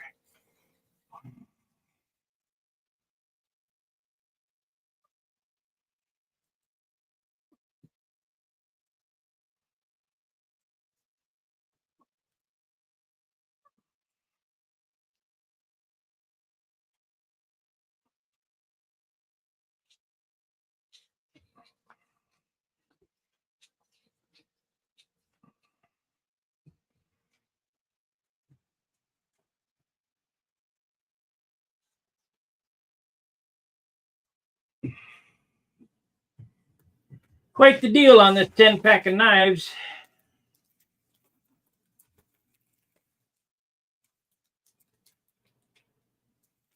I thought they were all different, but they're not. They're two sets of the same. That's okay.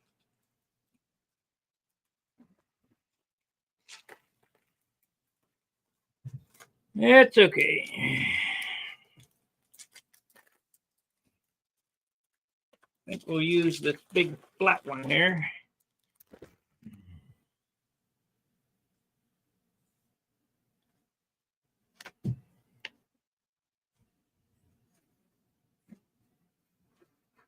Maybe that wasn't a good choice.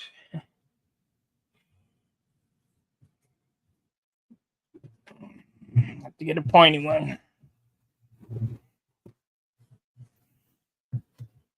We'll get a pointy one.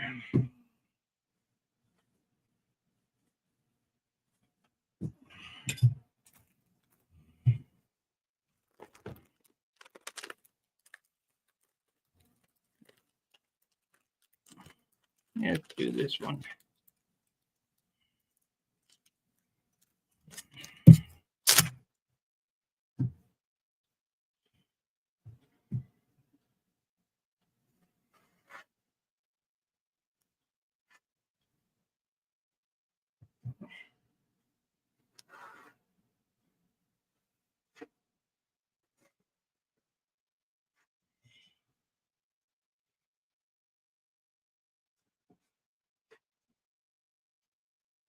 Yeah, my finger still works better.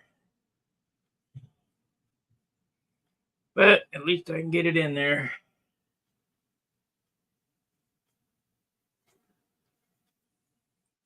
Old habits are hard to break.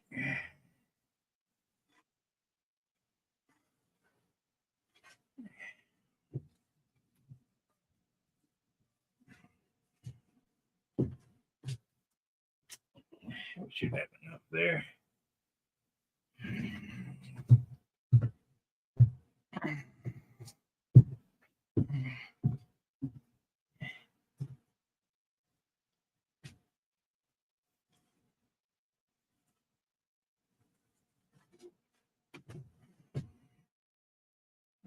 A little bit up here.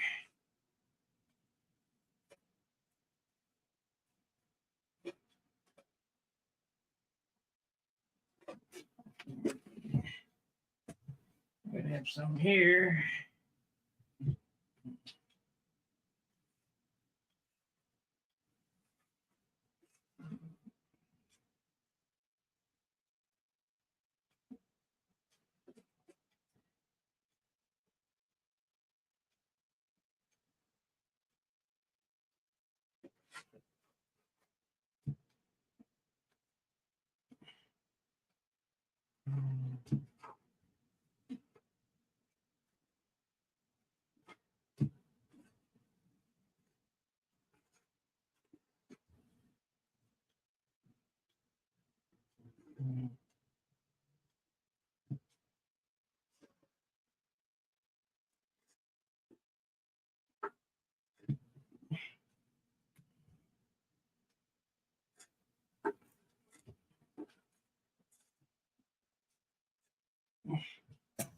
Okay, so we got it there. We got it there.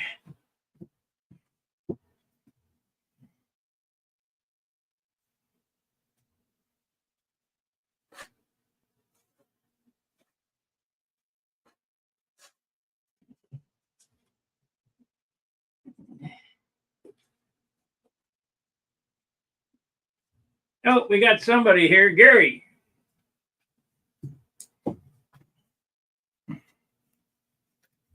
All right. There we are. Yeah, there you are. All right. And Yeah, I just. that airplane was 2023. Oh, okay. I guess it was at the end of 2023 when I built that, huh? Yeah, it probably was there. Yeah. Because didn't seem like it wasn't one of my normal after the Nats starts. I don't know what I did after the Nats this year. You know, I was wondering if they got these earbuds that you can like put in your ear and you can listen to music, stuff. Would Yeah. that work? Would that work for you? Some way, maybe you could just have it low and you could still hear music or whatever you wanted to hear Well, I got it set. I never thought of it, but without, interrupting us. And it wouldn't, be on the channel. I wouldn't think. It'd just be what you're hearing. That might help you out. YouTube has no sense of humor when it comes to music or Yeah. anybody else's video or anything.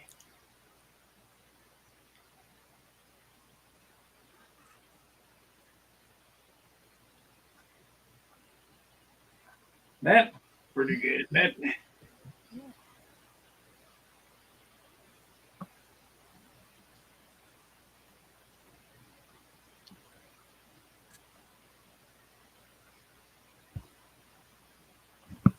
I think the audio on this StreamYard is far superior to Zoom. Pretty clear, isn't it? Well, you know how we tend to talk over each other. It's not true. It's not true audio on Zoom. It's I don't know what you call it. Here is like a phone call.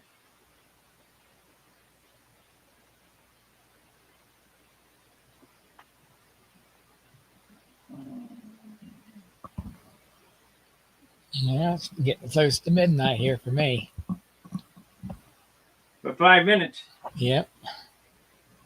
Crappy New Year! Boy, 24 was a bad one, wasn't it? Oh my golly. Seemed like anyway. Yeah, I tell you what, I'm so sick of these prices of everything. Yeah. I sent my old lady to the store. We got 3 candy bars for $10. Are you kidding me? Golly. That was 75 cents. Or let's see, actually, let's go back a little farther. It was 15, 30, 45 cents.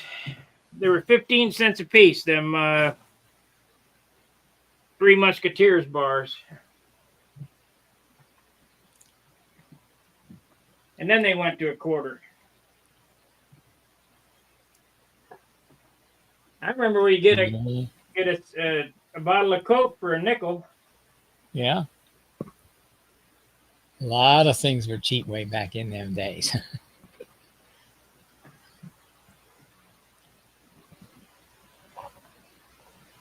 And when they put a penny deposit on the bottle, I thought it was the end of the world. 6 cents. Now that same Coke's about $5. It's ridiculous. Yeah.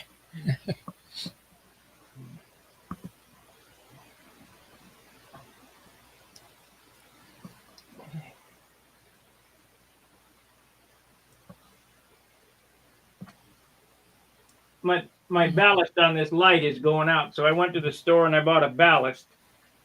Or I could buy a new light for $100 and some odd, or I could buy the ballast for, it was 23, now it's 37. It's just like the Superfill. Superfill's 40 some dollars now. Yeah. I mean, it's just getting ridiculous.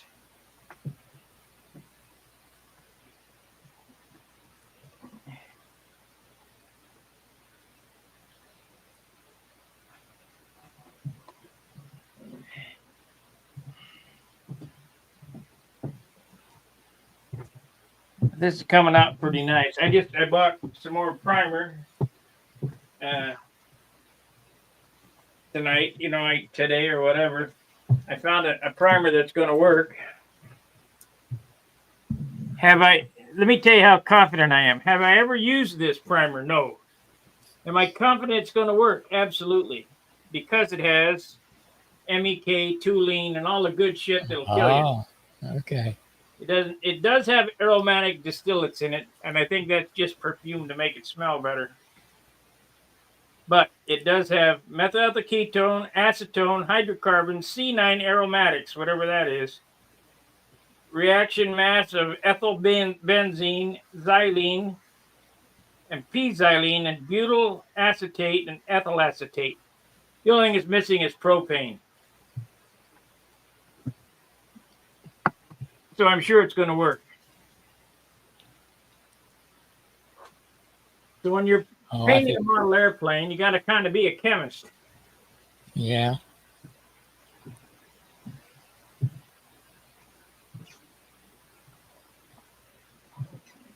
It's hard to believe it didn't have any toluene in it either.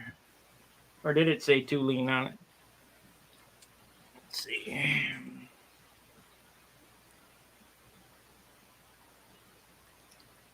Methylketone, acetone, hydrocarbons, mass ethylbenzene, xylene, butyl acetate, and ethyl acetate. No, it has no toluene in it, which is odd.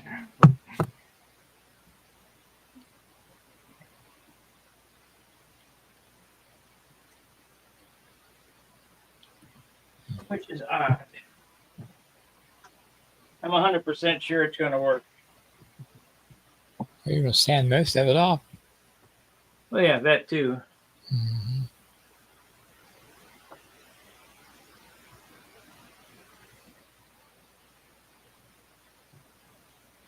Oh, that's nice. Yeah, see, back in the old days, I put that powder in the dope, remember, and then yeah, we used to put baby powder in the dope. Yeah, and sand it all off. And nothing smells better than Aerogloss with baby powder, Johnson's baby powder in it. But it's heavy. Baby powder is it's rock. It's gypsum. Same shit sheetrock's made out of.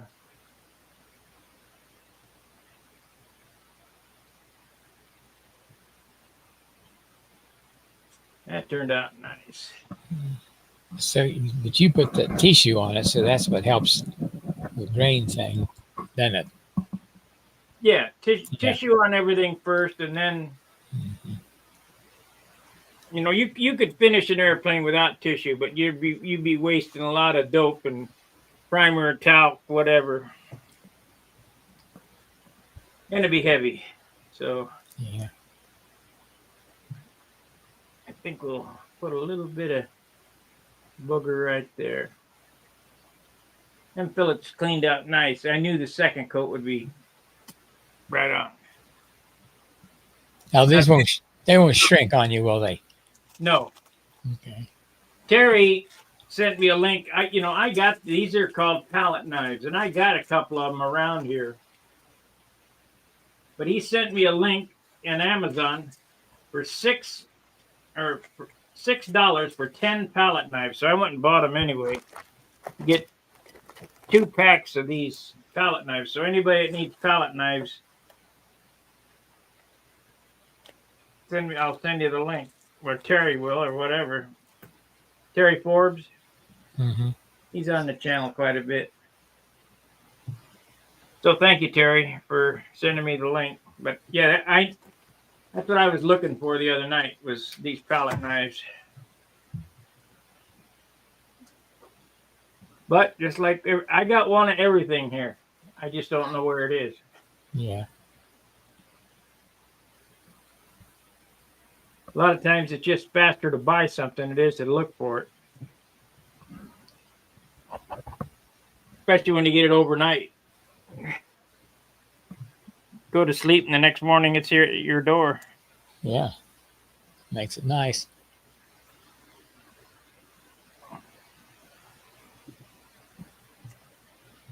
Was that, but UPS, is it? Amazon. Or Amazon? Okay. They got their own They delivery. got their own delivery. All right. Yeah.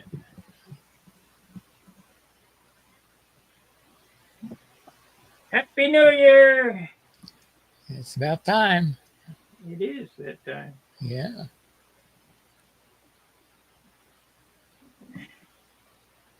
I better clean these knives off.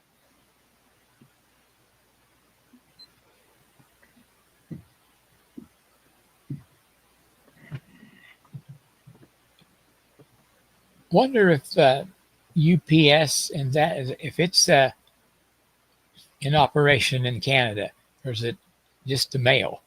No, UPS is in operation everywhere. Okay, but you didn't get to send Rails' the engine in with UPS, did you? No, I sent it Yeah. U.S. mail because I didn't know they Yeah. were going to take vacation. Yeah, I know. I didn't get the calendar sent yet, but I might just go ahead and send them UPS to get it. But I wasn't sure whether they were down too, or whether the whole postal system up there, or just, Well, the post office won't take anything to Canada right now, so yeah, I know. so if UPS will take it, that means it's working. They'll take any size package, won't they? Oh yeah. Okay. I might try that instead of waiting on the postal service.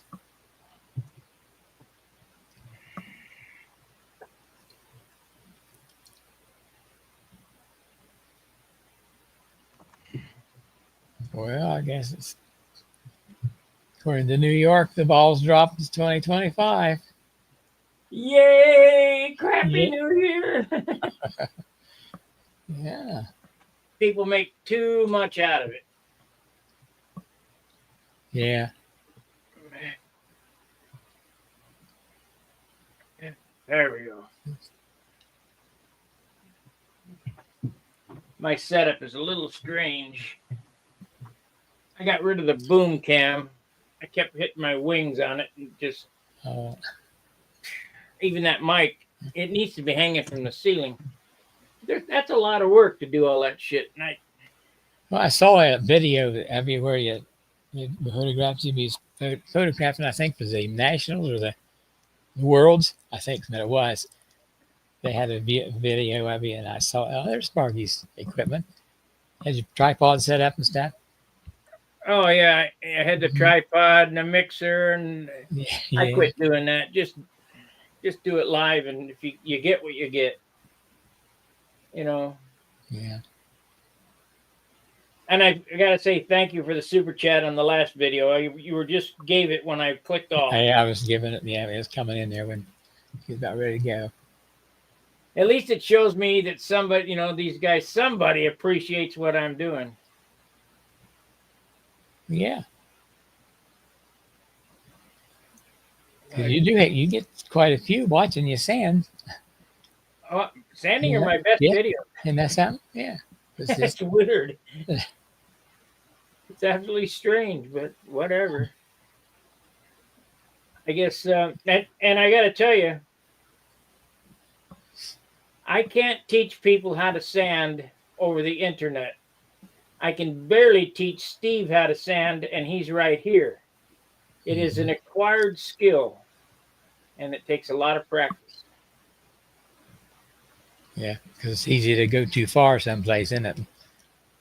Yeah, I start Yeah, out with then 36 grit, and you got to know when to stop to go to 80, and then when to stop to go to 180, and then when to stop to go to 320, and then so on and so forth. Like up there, I put a little CA on my finger because I sanded through the silk span. So I put a little CA on it and wiped it off and hit it with 400. It's fine. But, you come back with 180, it'll be right back where it was again. You're going to have the fuzzies. mhm. It's just a matter of practice, knowing what to do and how to get away with. There's Terry Forbes. Terry, I bought your knives.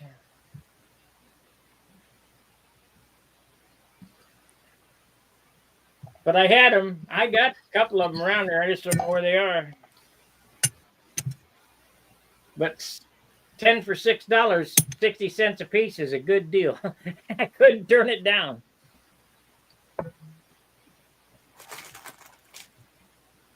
But they're not all different. They're all the same. 2 packs are the same. Typical Chinese.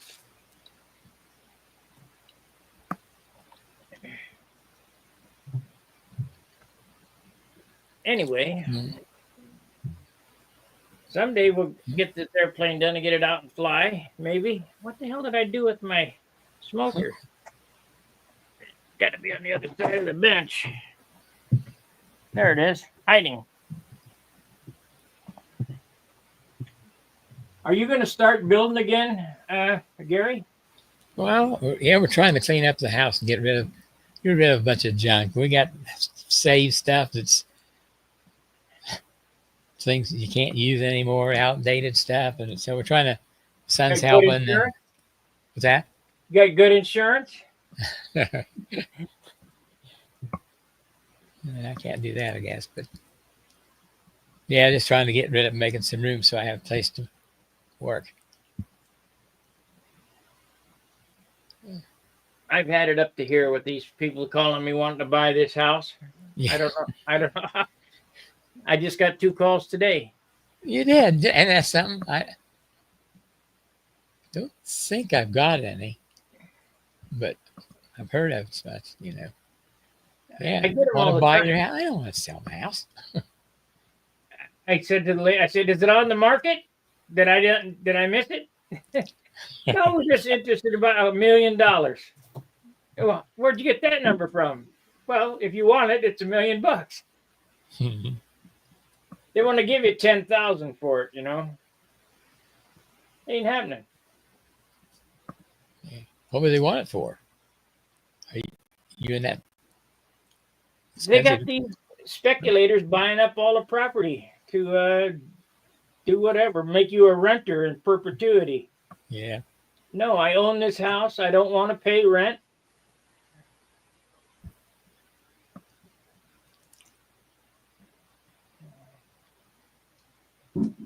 Oh, they're blowing shit up now. Yeah.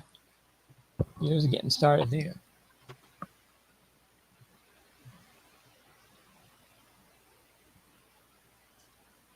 Another thing I could tell about this primer, that my hands are starting to tingle. So it's good. It works.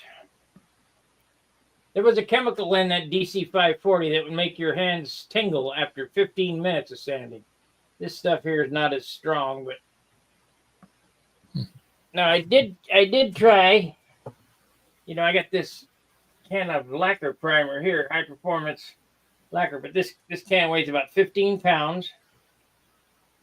And I did try mixing my own thinner in it and xylene. Xylene ain't hot enough. That's not what I think it. I think it was probably MEK, but I do not have one of those old cans of paint.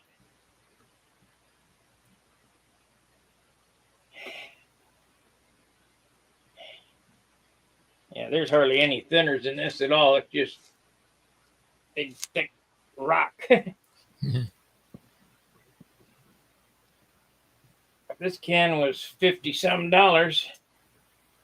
4 years ago, so probably $100 for this now. Gets me is this shit right here. This is ATX from Sherwin-Williams. Highly flammable. And what does it contain? It doesn't say.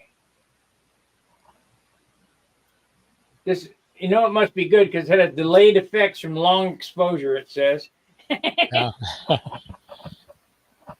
And don't, if you swallow it, don't induce vomiting. Call the poison center. So that's good. Call a physician if you feel unwell. Get medical attention if you feel unwell. Storage, keep cool. Or it's cool and you're disposable. Blah blah blah. Product contains chemicals known to the state of California to cause cancer and birth defects. Well, that's air. And see, please refer to the percentage mixture contains ingredients. I'd have to get the MSD sheet on it to see. Oh, it says of the mixture consisting of ingredients of unknown toxicity is 100%. So it's 100% toxic. Yeah. So it's good stuff.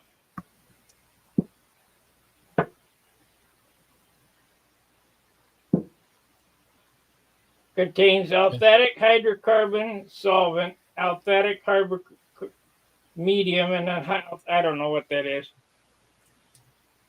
But this can is $88. Wow. And what it amounts to is, you know, it's a soap. It's a prep for paint. Wipe your airplane down with. But you don't use much of it, or I don't. So a gallon has lasted me 4 or 5 years. Several years, yeah.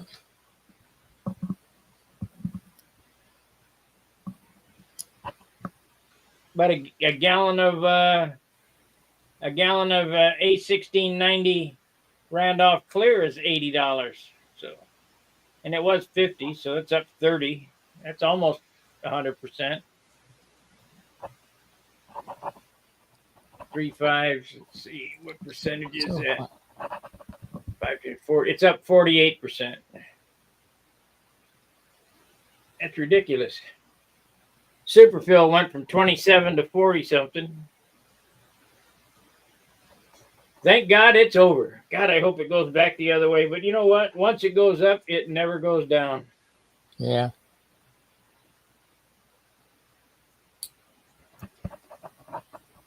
It seemed like it anyway, does. My 1974 Dodge D100 was bought for $5,200. Is now $80,000 for that same kind of truck. Yeah, it's ridiculous.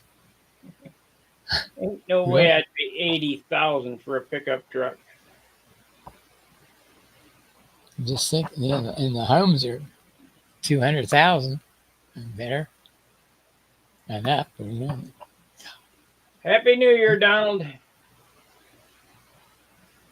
Well, where I screwed up is my dad sold me. He bought a house for $26,000. It was a 3-bedroom, 2-bath with a den, a swimming pool.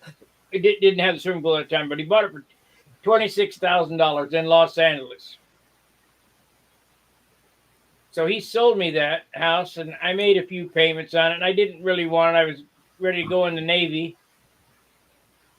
If I'd have kept that house is $1 million house now. Yeah. Yeah.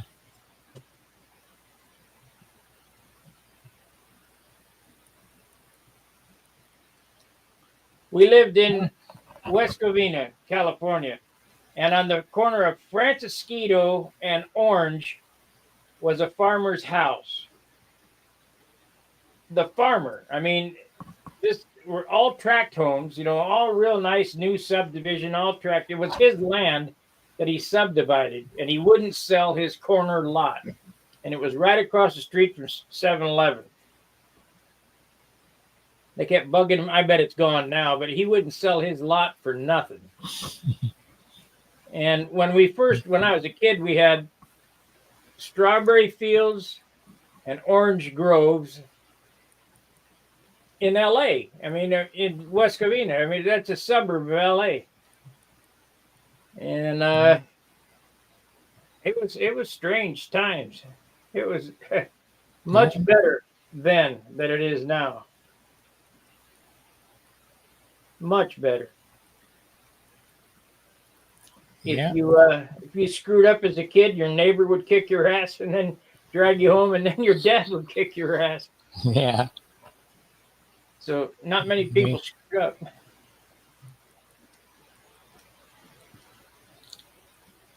Yeah. Different times back in them days. And now it's a free for all. It's unbelievable.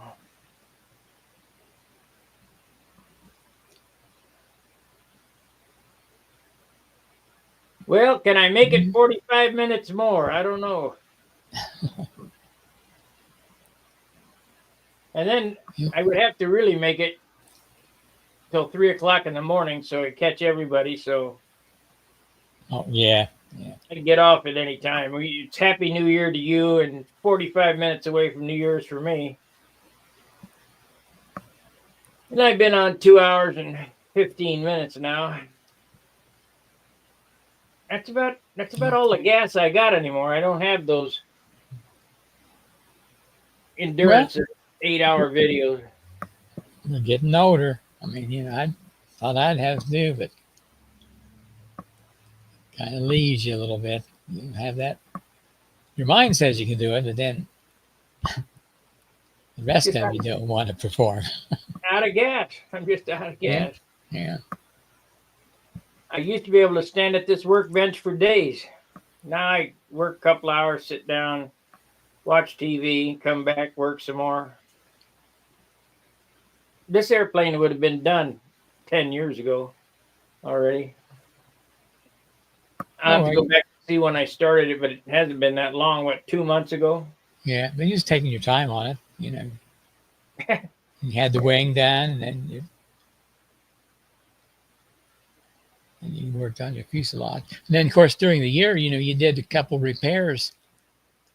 Yeah, I'm working on it. Everybody else airplane. Yeah, you did that too. So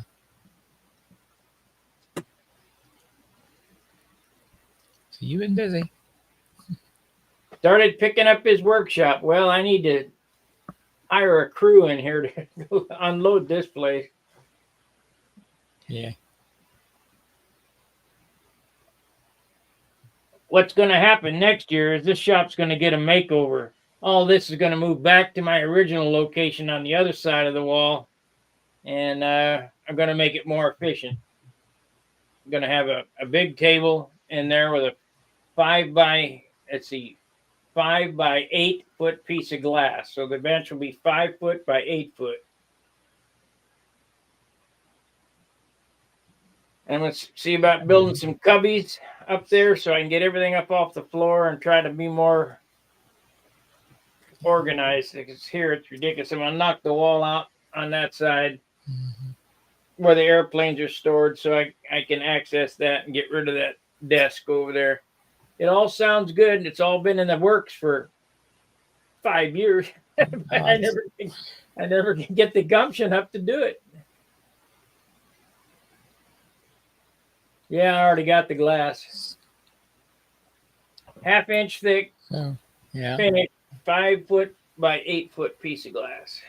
That'd be pretty good size, yeah. How big is John's? I think it was about the same size? Yeah, about the same. Yeah. What's she going to do with all his planes and stuff? I'm gonna go over there and we're gonna sell them. Oh yeah.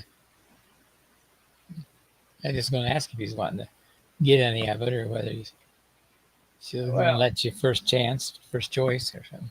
Yeah, as soon as the winter's over, Dan and I are gonna go over there and help her list everything for sale. He's got a lot of engines and stuff.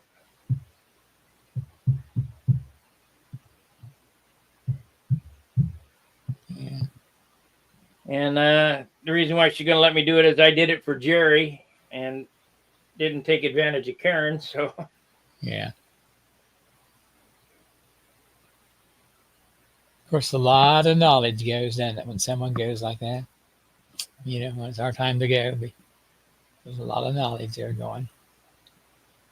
Yeah, and there's not much of it captured on. The only knowledge that is captured between him and I Saturday at John's is all it's on tape. We molded canopies. We What's that?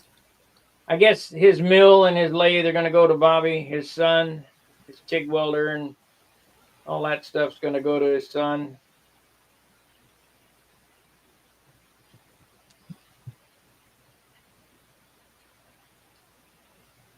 He doesn't have any real light wood to speak of. So that's not a big problem. And he had a hard time too, didn't he? If his first wife threw his planes out in the yard, like he said. Yeah. Yeah. That's cruel. Yeah.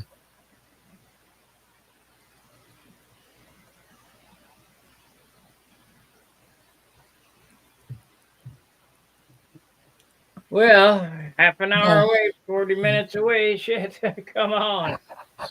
Come on. Yeah, 45 minutes. Yeah, 43. I'm just burnt out at this.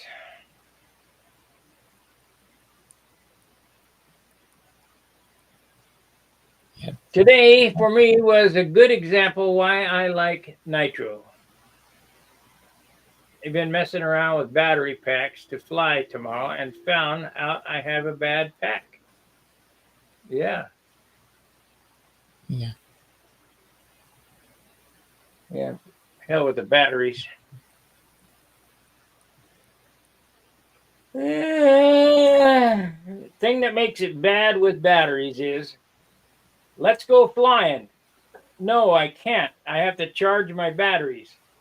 You said, let's go flying right now. I just go, okay, and take the plane down to the car and drive off. The fuel's in the car, the batteries in the car, just go. I don't see all that much greatness in them. I mean, Hunt does, and Walker and all them guys. It's big money to fly electric too, with the good stuff. He's redoing his shop, Terry. I got several projects going all the time. Gas, RC, hydros, and third scale Fokker D7. Well, that's a nice airplane. That's a big airplane.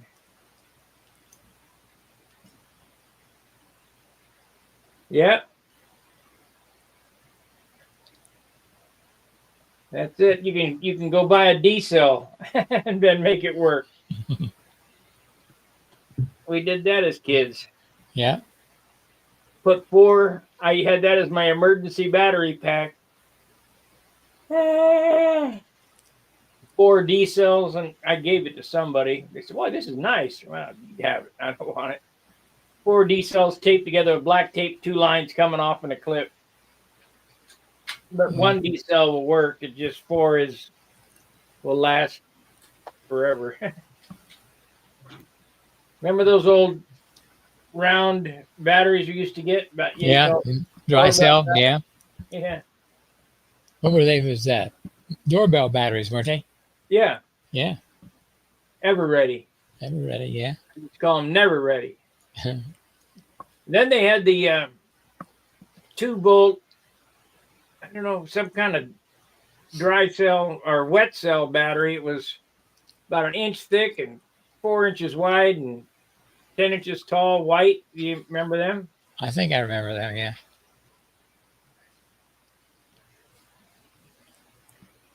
Well, let me tell you about remote ID. Remote ID is a joke. Yeah, I think so too. And because if it worked, they'd know who had the drones in New Jersey. I said it on the Hangout. Yeah, I would think so too. If there was legitimate, It's just a joke. Yeah. And it's just like that license that we had to get for radio. Go back. I did a video on the FAA and their stupid licensing thing. The only way that we could attack something with a control line airplane is to stand in the back of a pickup bed and fly overhead and crash into a building, or the building jump out in front of us. Yeah.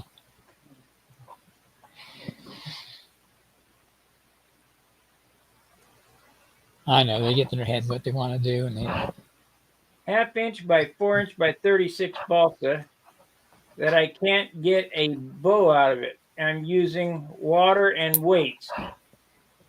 Tony, use steam.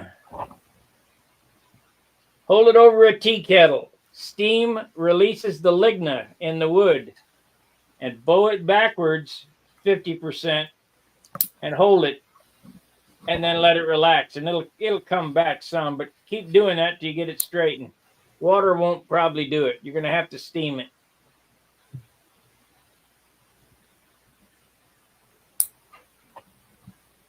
Are many people flying 4-strokes for control line?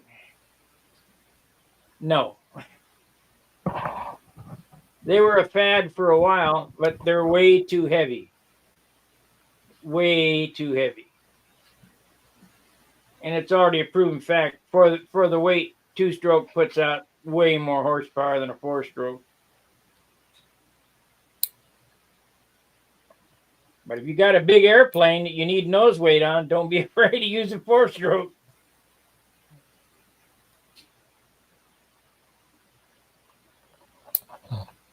And for my liking, the V Super Tiger 60 is 11.5 ounces. That's 5 ounces more than a Fox. I don't use Foxes, but the reason why the airplanes used to come over and snap, go quick like that, is because they didn't have all that weight in the nose. No, ammonia breaks the lignin down. You can do it, but the wood's not as strong. It becomes brittle when you use ammonia. Here's what you do. I don't know how hot you got your water set in the bathtub. Get the water. It makes the wood, it checks. It makes the wood brittle. It breaks the lignin down. Even Al Rabe found that out. All you got to do is take it in the bathtub with it running hot, as hot as you can get it. I mean, just, hot water, solid hot water. Then pull it out and hit it with a heat gun and make steam out of that hot water. Steam it real good and then bend it backwards. Or you can hold it over his tea kettle back and forth and steam it backwards. But when I bend my sheeting for leading edges, I found that I don't steam them. I built a steam box. Give it to me. I'll bend it in half with my steam box. I don't even use steam on these leading edge molded parts anymore. I just spray it with my water and isopropyl alcohol. The Windex bottle I got cocked over there. Just a mist, and then work it back and forth, and it flops around, and then bandage it up, and it's done. And it dries twice as fast that way too. Whatever works. If ammonia works for you and you like it, go for it. I don't use it because it breaks the lignin down. Charlie Reeves and I had a big discussion on that, and them guys are much older than I am. I think Charlie's getting close to 90. So they came from, how big is my steam box? 10 inches square by 3 foot long, or actually 40 inches long. I'd have to measure it. If you go back on my channel, I built the steam box on the channel and lettered it and all that. On my channel, on my YouTube channel, there is so much information. If you go back on my channel and look at the videos and just start scrolling back through all them videos, you won't believe what you'll find. How to make bell cranks, how to mold wood, how to make steam boxes. I got a channel on here how to make cabinets. You can buy the Rockler steam generator. I think is $120 some, and you pour water in it, and plug it in, and it blows the steam out and catch it in the box. But we showed how to mold canopies. We showed everything. I mean, I've shown everything on my channel that I know how to make model airplane. I even showed how to route, just on this airplane here, I showed how to route out the motor mounts to make a light motor mount that's strong.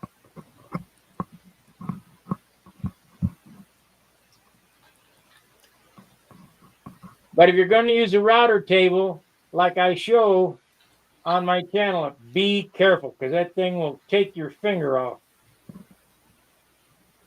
And I don't want to be responsible. Use a push stick. Yeah, when you're using your Dremel, sometimes I think, boy, I hope we don't get too close.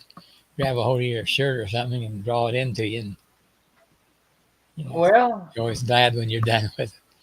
yeah, it can happen. Yeah, probably. I mean, it happens so fast, the thing. But one of the things that you people out there watching my channel got to understand, I got 60 years of practice. It looks easy. Be careful. It's not. Yeah. What comes natural to me now is kind of difficult for somebody who hasn't done it a gazillion times. Just like when your props are spinning on your plane, you got to keep your hands away, your arms away from it. You know, Well, reach over there to adjust something and whoop. I learned a valuable lesson as a kid. I think I was probably around 4, maybe 5 years old. And I saw my mother sticking things into the wall. You know, when you plug something in. So I took a bobby pin and I plugged it into the wall.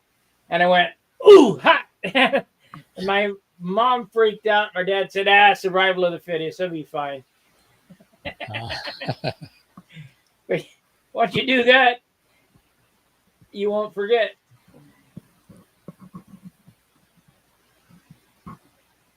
I was always taking shit apart when I was a kid. Always.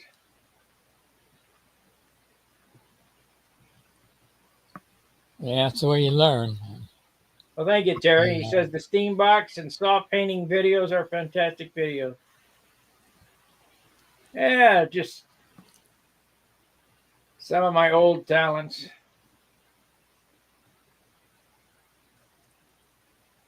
When I worked for Imperial Valley Sign, we used to make channel letters. And I was the metal man, and then this Mexican guy was the glass blower.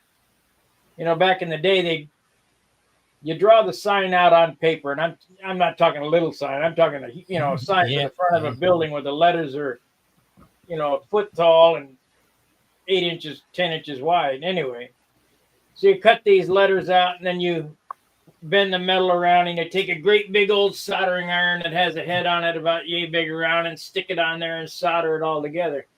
I hated that. But the glass blower, the Mexican glass blower, was teaching me how to blow glass, and I got pretty good at it. Now, I didn't do any production, but I feel that if had need be, I could have blown the glass sign, and that's an art into itself. Yeah. How to make neon signs. Because when you're rolling, we had a burner that was like a tuning fork, like this, and the flames were coming out of that tuning fork. You hold that tube, which is a 1/2 inch in diameter, and it ain't very thick, and you roll it back and forth in the glass until it just starts to turn color, and then you put a little. You're blowing on. You're not blowing, just putting a little tension on that, and then you have to figure out how to turn it to match the pattern. Turn it and hold it to match the pattern. That's an art, and that Mexican guy was great at it. He could whip a Coors sign out or any of that shit in a heartbeat. Mm-hmm. Miller sign. Yeah. Then I worked. That was Imperial Valley Sign. Then I went to work for Negley Outdoor Advertising, doing billboards. But I could see the writing on the wall in that too. There's just no money in it. Yeah, now they print on big sheets and go up there and paste it on, don't they? Yeah, I got a sign plotter. Yeah. Windy. I saw the Windy video today. They're all excited about a cricket. Well, a cricket's a piece of junk. I don't know why they got a cricket, but people have convinced them a cricket. Well, you don't have to know anything. Well, yeah, okay, go ahead. You think sign making's big bucks, huh? I made a whole lot more as a Harley mechanic. and sign painter.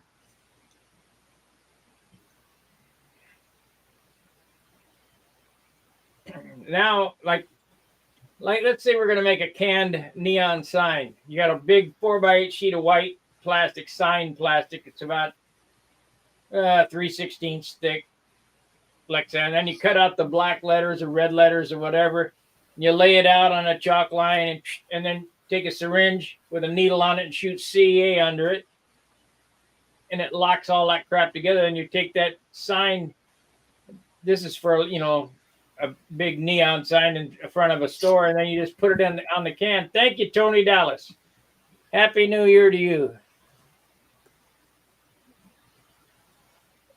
Let's give him a show. Oh, we hid Gary. You need to turn your camera down a little bit, Gary, so I can see your face. That's all right. Yeah. There you are. There we go. That's better. Yeah. Anyway, and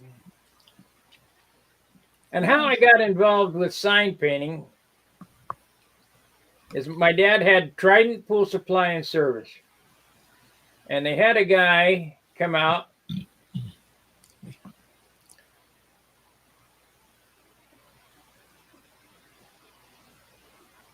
I was a Sparky since '89, electricians for Checker Motors Corp. Cool.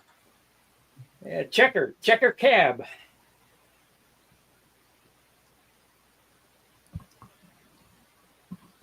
Anyway, a guy named Art Thorpe came out and he painted my dad's truck signs on the doors, Mm-hmm. And I was fascinated by that. I was a model airplane guy then, so I was just fascinated by how he could made the last cab in 82. Yeah, cool.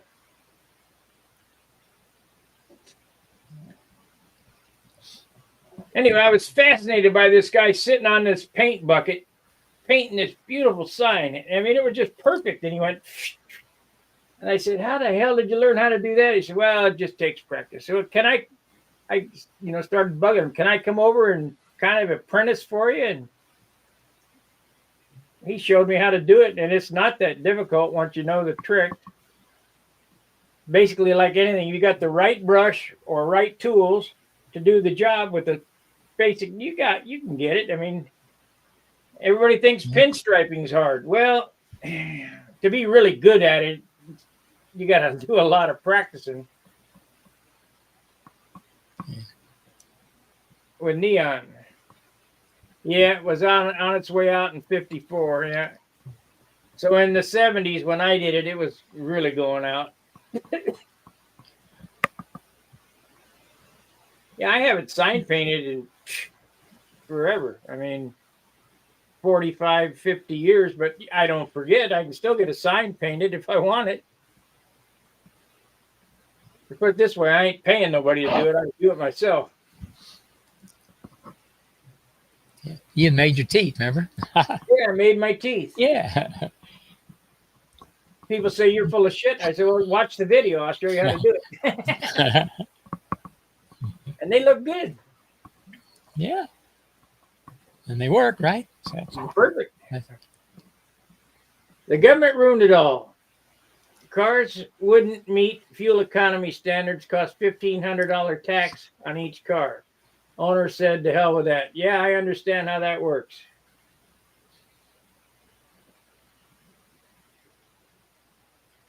Yeah, there's a few cabs. We got a few cabs here in St. Louis, but they're not Checker. If you got a Checker, you got to, and those were good cars too. I mean, they go a million miles, just change the oil. That's another thing. Planned obsolescence. They didn't. Oh, I get so pissed off. even like this thing here. Where is it made? China. It comes apart. I had to fix it and put it back together. No, I haven't paint. I didn't sell them. I got them hanging right there. I got a mailbox over there. I'm gonna, there's a lot of projects to get to. I got a mailbox. I'm gonna sand and paint like, a motorcycle custom flamed paint job and whatever. It's just the ambition to do it all. Yeah, I remember the cafe standards. But the funny thing is, back in the 40s, they had a carburetor that get 50 miles to the gallon. And I think the fuel companies killed that. If you take a 327 Chevy and you tune it to its max, I mean, where it kept in tune, it has every emission standard. It will meet every emission standard that all these BS catalytic converter cars have. It burns clean.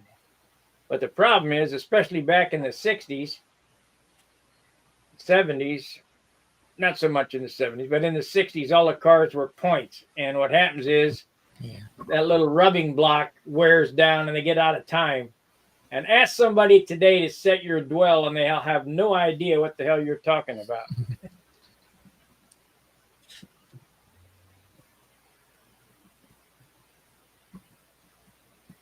And by the way, 31 degrees of dwell is the absolute maximum you can set the dwell at. Coil will not load any more than 31 degrees of crankshaft rotation.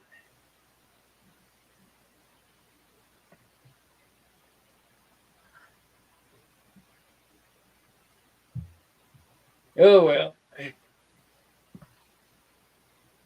What the hell do I know? I'm just a kid. Yeah. That's what they, I always looked real young for my age because I'm small. And I'd say, hey, mister, oh, there's one for you. I remember that too. We were in the parking lot of the Thrifty's parking lot, which was a store. And I was a real young kid. I was 10 years old. And these two guys were jumping their car. And they had, that's back in the day when they had generators and all that crap. I said, hey, mister, you got the cables hooked up backwards. Get out of here, kid. And I had just turned my back and the battery exploded. The hydrogen exploded off the battery when he jumped that thing across. And I just was walking and I said, I told you so. And I walked off.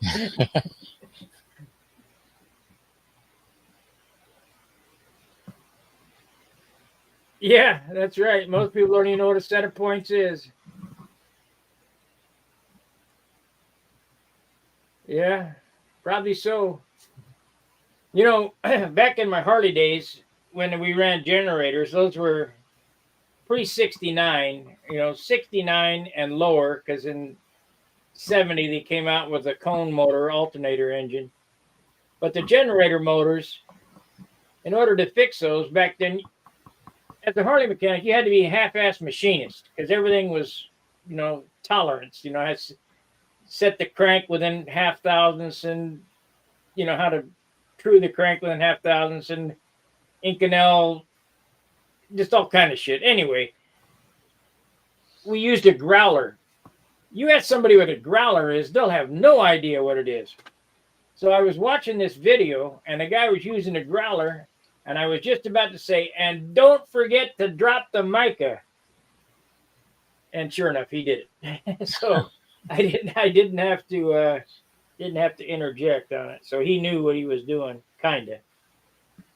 And to test those armatures, you used to use a light bulb screwed to. We had a square piece of wood with one of them porcelain light, fixtures, and then just an extension cord, one wire on one side. And that same wire coming off the other side, two bare ends. And to test those, you just take the commutator and, go around and test to make sure the circuit's closed. And the boss says, what the hell you got there? I said, well, I got a tester. He says, you've got it plugged into the wall, you get electrocuted. Nah, you'll be fine. And that's what I used to use. I did all kind of weird shit.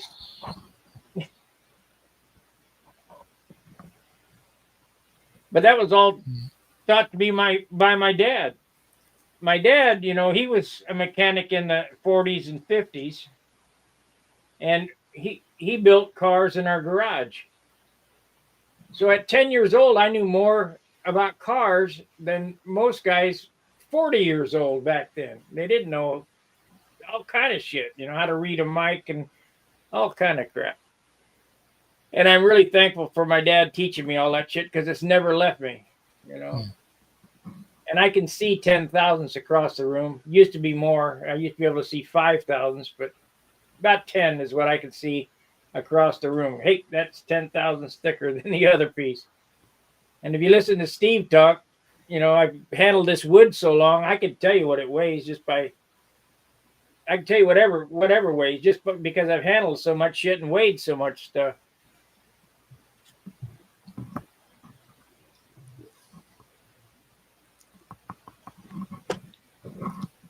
Like that pilot, today I set it on a scale. I think this weighs a half ounce. It weighed 0.45, so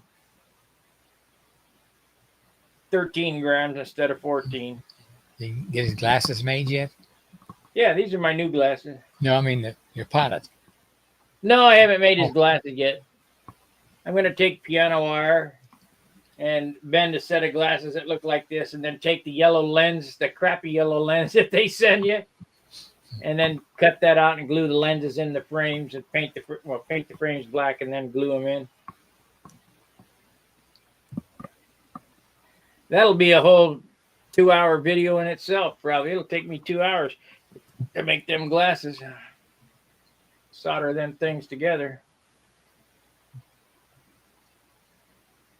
The thing where I really screwed up in life is in the Navy, I could have been an AT, which is aircraft electronics technician.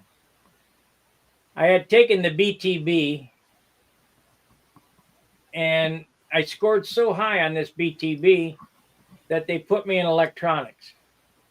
And I sat in that cubicle, and the math was just way over my head. I am totally crap at math.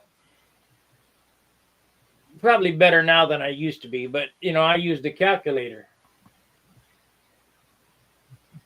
But I still remember a lot of the stuff. Bad boys rape our young girls, but Violet gives willingly. Go get some now. And that's resistor color codes. Can you share what you think is the best way to store balsa to prevent warping? Yeah, not really, because I'm just laying flat on the shelf. I don't have the room for it. It's just up on the shelf laying flat, you know. That's probably not the best way.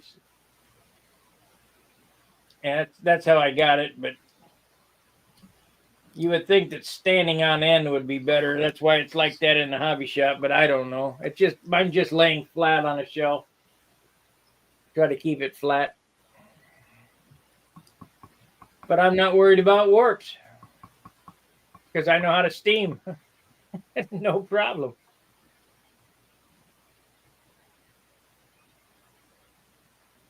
People said Mark Hughes had a warp in his foam wing. I said, Mark, I can steam that out. No, you can't steam a foam wing. I steamed it out for him. But, you know, it's tough to do. You got to really put the meat to it and put a lot of heat on it. But you can steam a surfboard around the corner or a 2x4 or whatever. I don't know if you ever seen him put, let's see, how does that work? Put a nail. Is it a nail inside? But anyway, you use steam to do it. Just soften the wood up. It's not hard. And that was the basic first time I ever saw wood bending was my dad, who bent the formers for the concrete in the backyard for the deck on our swimming pool. He took that wood and threw it in the swimming pool and let it set for a week. And then we put the stakes down and bent that board around like it was nothing. So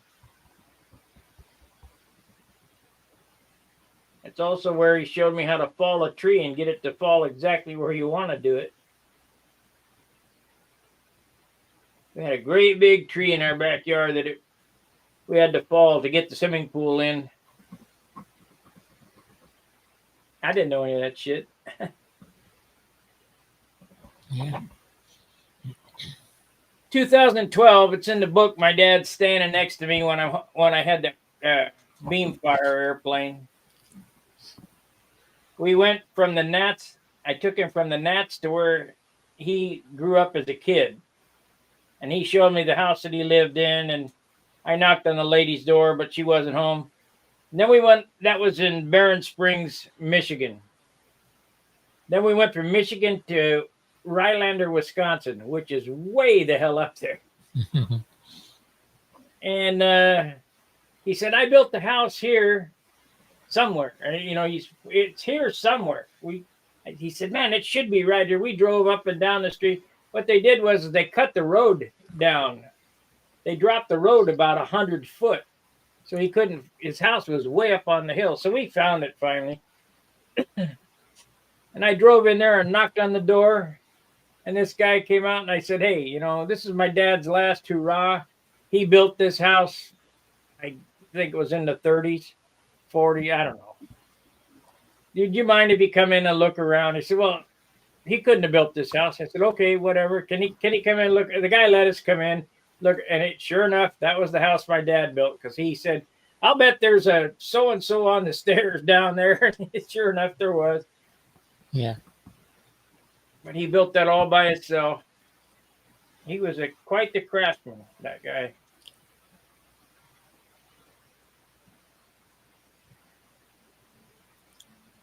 My first airplane kit that I ever built was a Gallows P40 rubber band model. And I sat at that Sears workbench. We didn't have X-Acto knives back then. We didn't have single-edge razor blades. We had double-edge razor blades. You break in half and put the half in the back of the matchbook and sit there and then carve on that wood, which was rock wood, die crushed wood, like bamboo. It's terrible.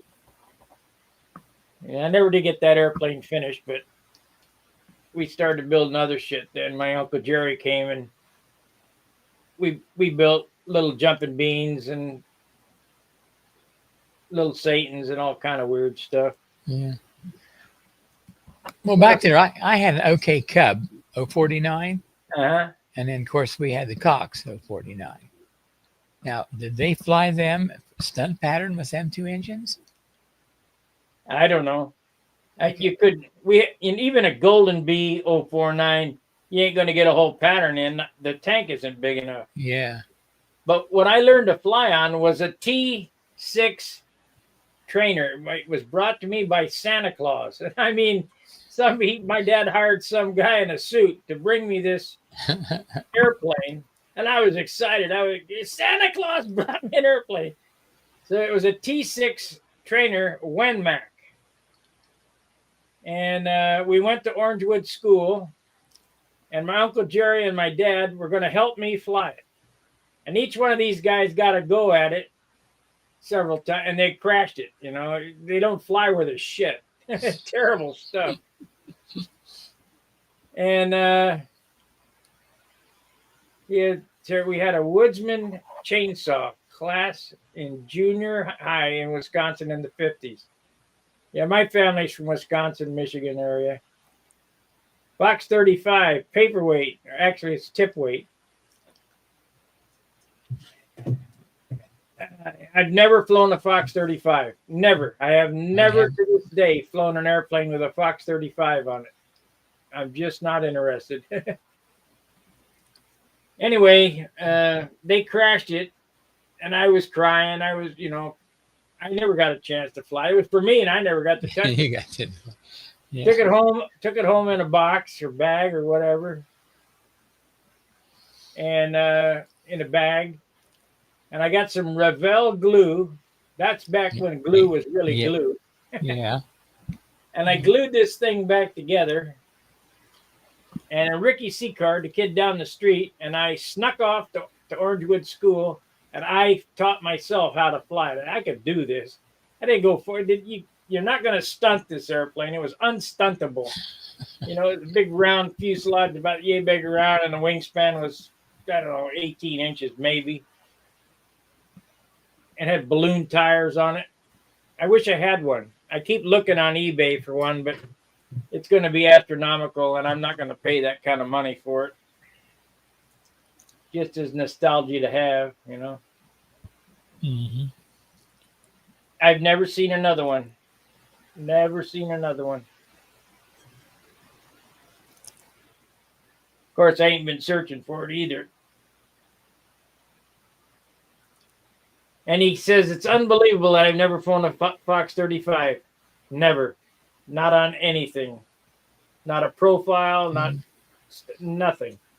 We used McCoy 40s back in the day. And then when the Super Tigers came out, I went for Super Tiger. I've been flying Super Tiger 60s for. It probably came out in about 71 or 2 in there. Yeah, I proved that. I flew a toilet seat. Brett Buck was arguing with me. No, you can't get a toilet seat to fly. The hell I can't, because I did it already. We used to take Cox 049s. Yeah.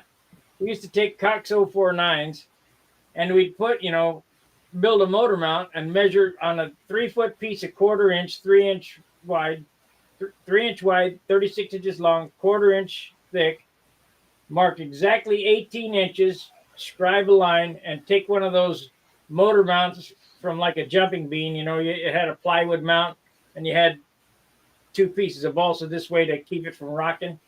Mount that right in the center of the wing, and then put a dowel in a 10.6 propeller, 10.6 rev up propeller, and drill a hole in it for the screw on a the size diameter of a 049, and then start that thing up, and it'd go pop, pop, pop, pop, pop, and you keep turning and adjusting it, pop, pop, pop, pop, pop, pop, pop. It's really bad, really slow. I mean, you could just pop, pop, pop.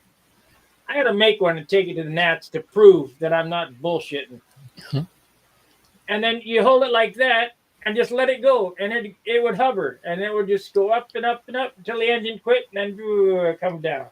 Yeah.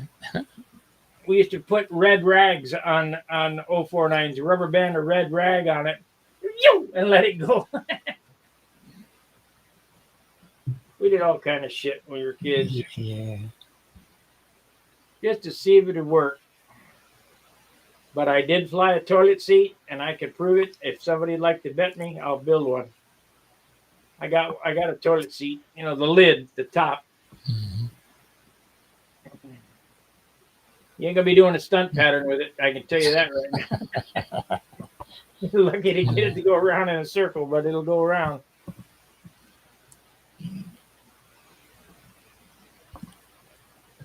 Well, we got about 3 minutes, my time, until it's crappy New Year. Yay, but it should be better than last year. I should hope so. The last 4. Because years. Right. I feel much better about it anyway. So the guy was asking about the saws. The saws are hanging right here. I got 2 of them hanging on this nail right here. One of the guys on here, I was going to give it to him at the Nats, but he never showed up. So let me zoom back a little bit here.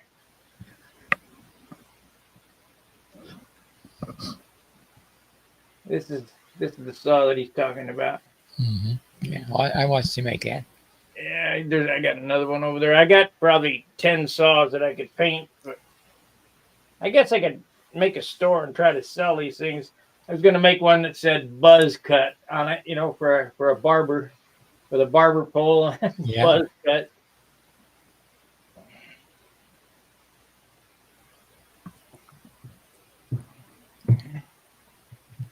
The one that I did in Dayton, I don't know if you guys saw me do that. I gave it to the body shop where I got one piece of 36 grit sandpaper.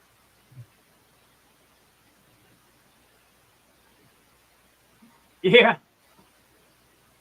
I got one piece of 36 grit sandpaper from the guy. I made him a sign that said, "Satisfaction guaranteed or your dent back."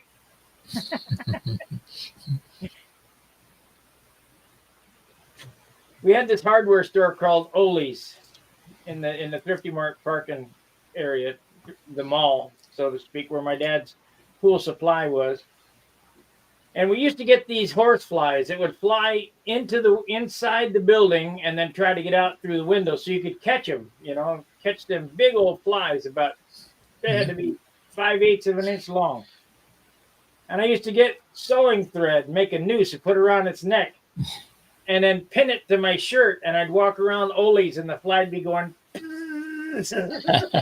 Yeah. How cruel! But we used to do it. Yeah. All right, that is going to do it. We made it to the new year. It's Made it. 2025, I believe. Yep. Nope, I got 2 No, minutes. couple I minutes. Yeah. I got 2 minutes by the computer, which is Greenwich time. So my clock says 12, but we got 2 minutes. 1 minute now.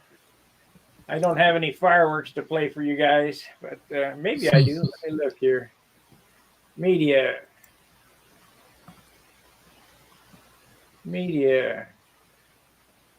We'll try this. Let me do this. Don't go anywhere, Gary. Okay. There we are. Yay! Yeah. Happy New Year.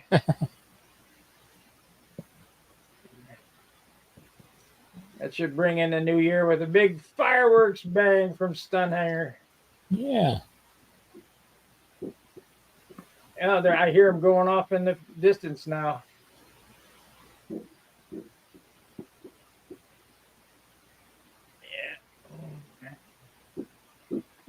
Anyway,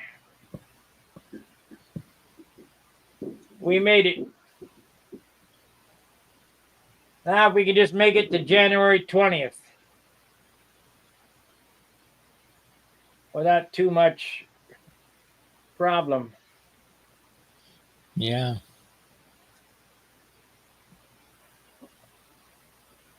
Let's see, we got some chats in there.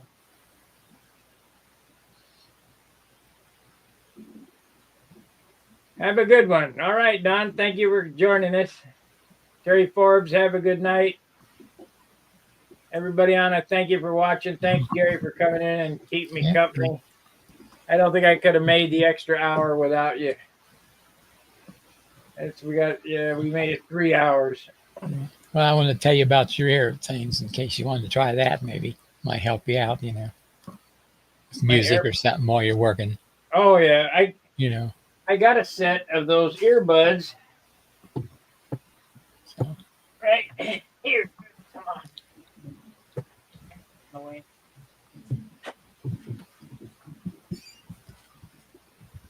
I just thought about it today. I think, boy, shoot, Earbuds.